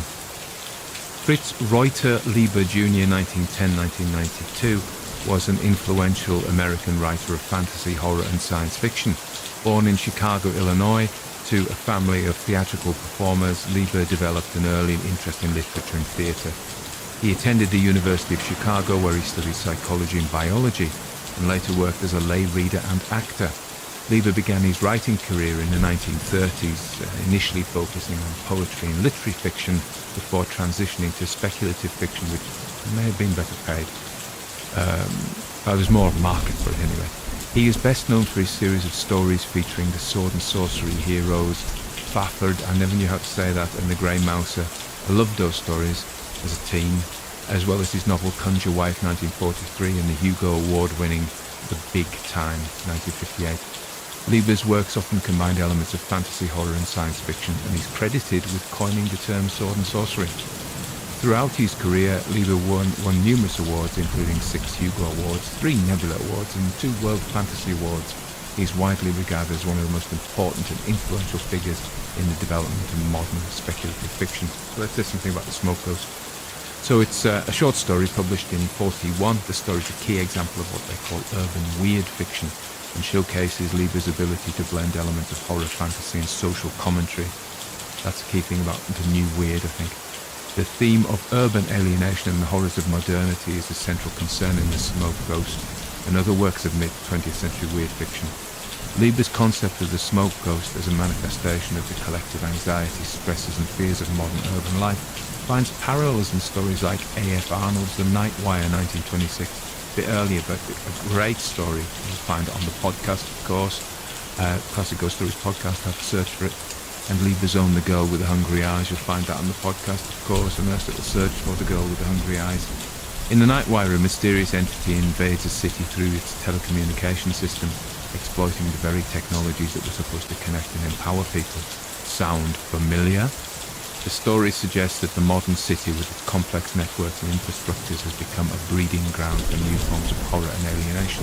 This is what the whole fear of AI is about. It's the same thing.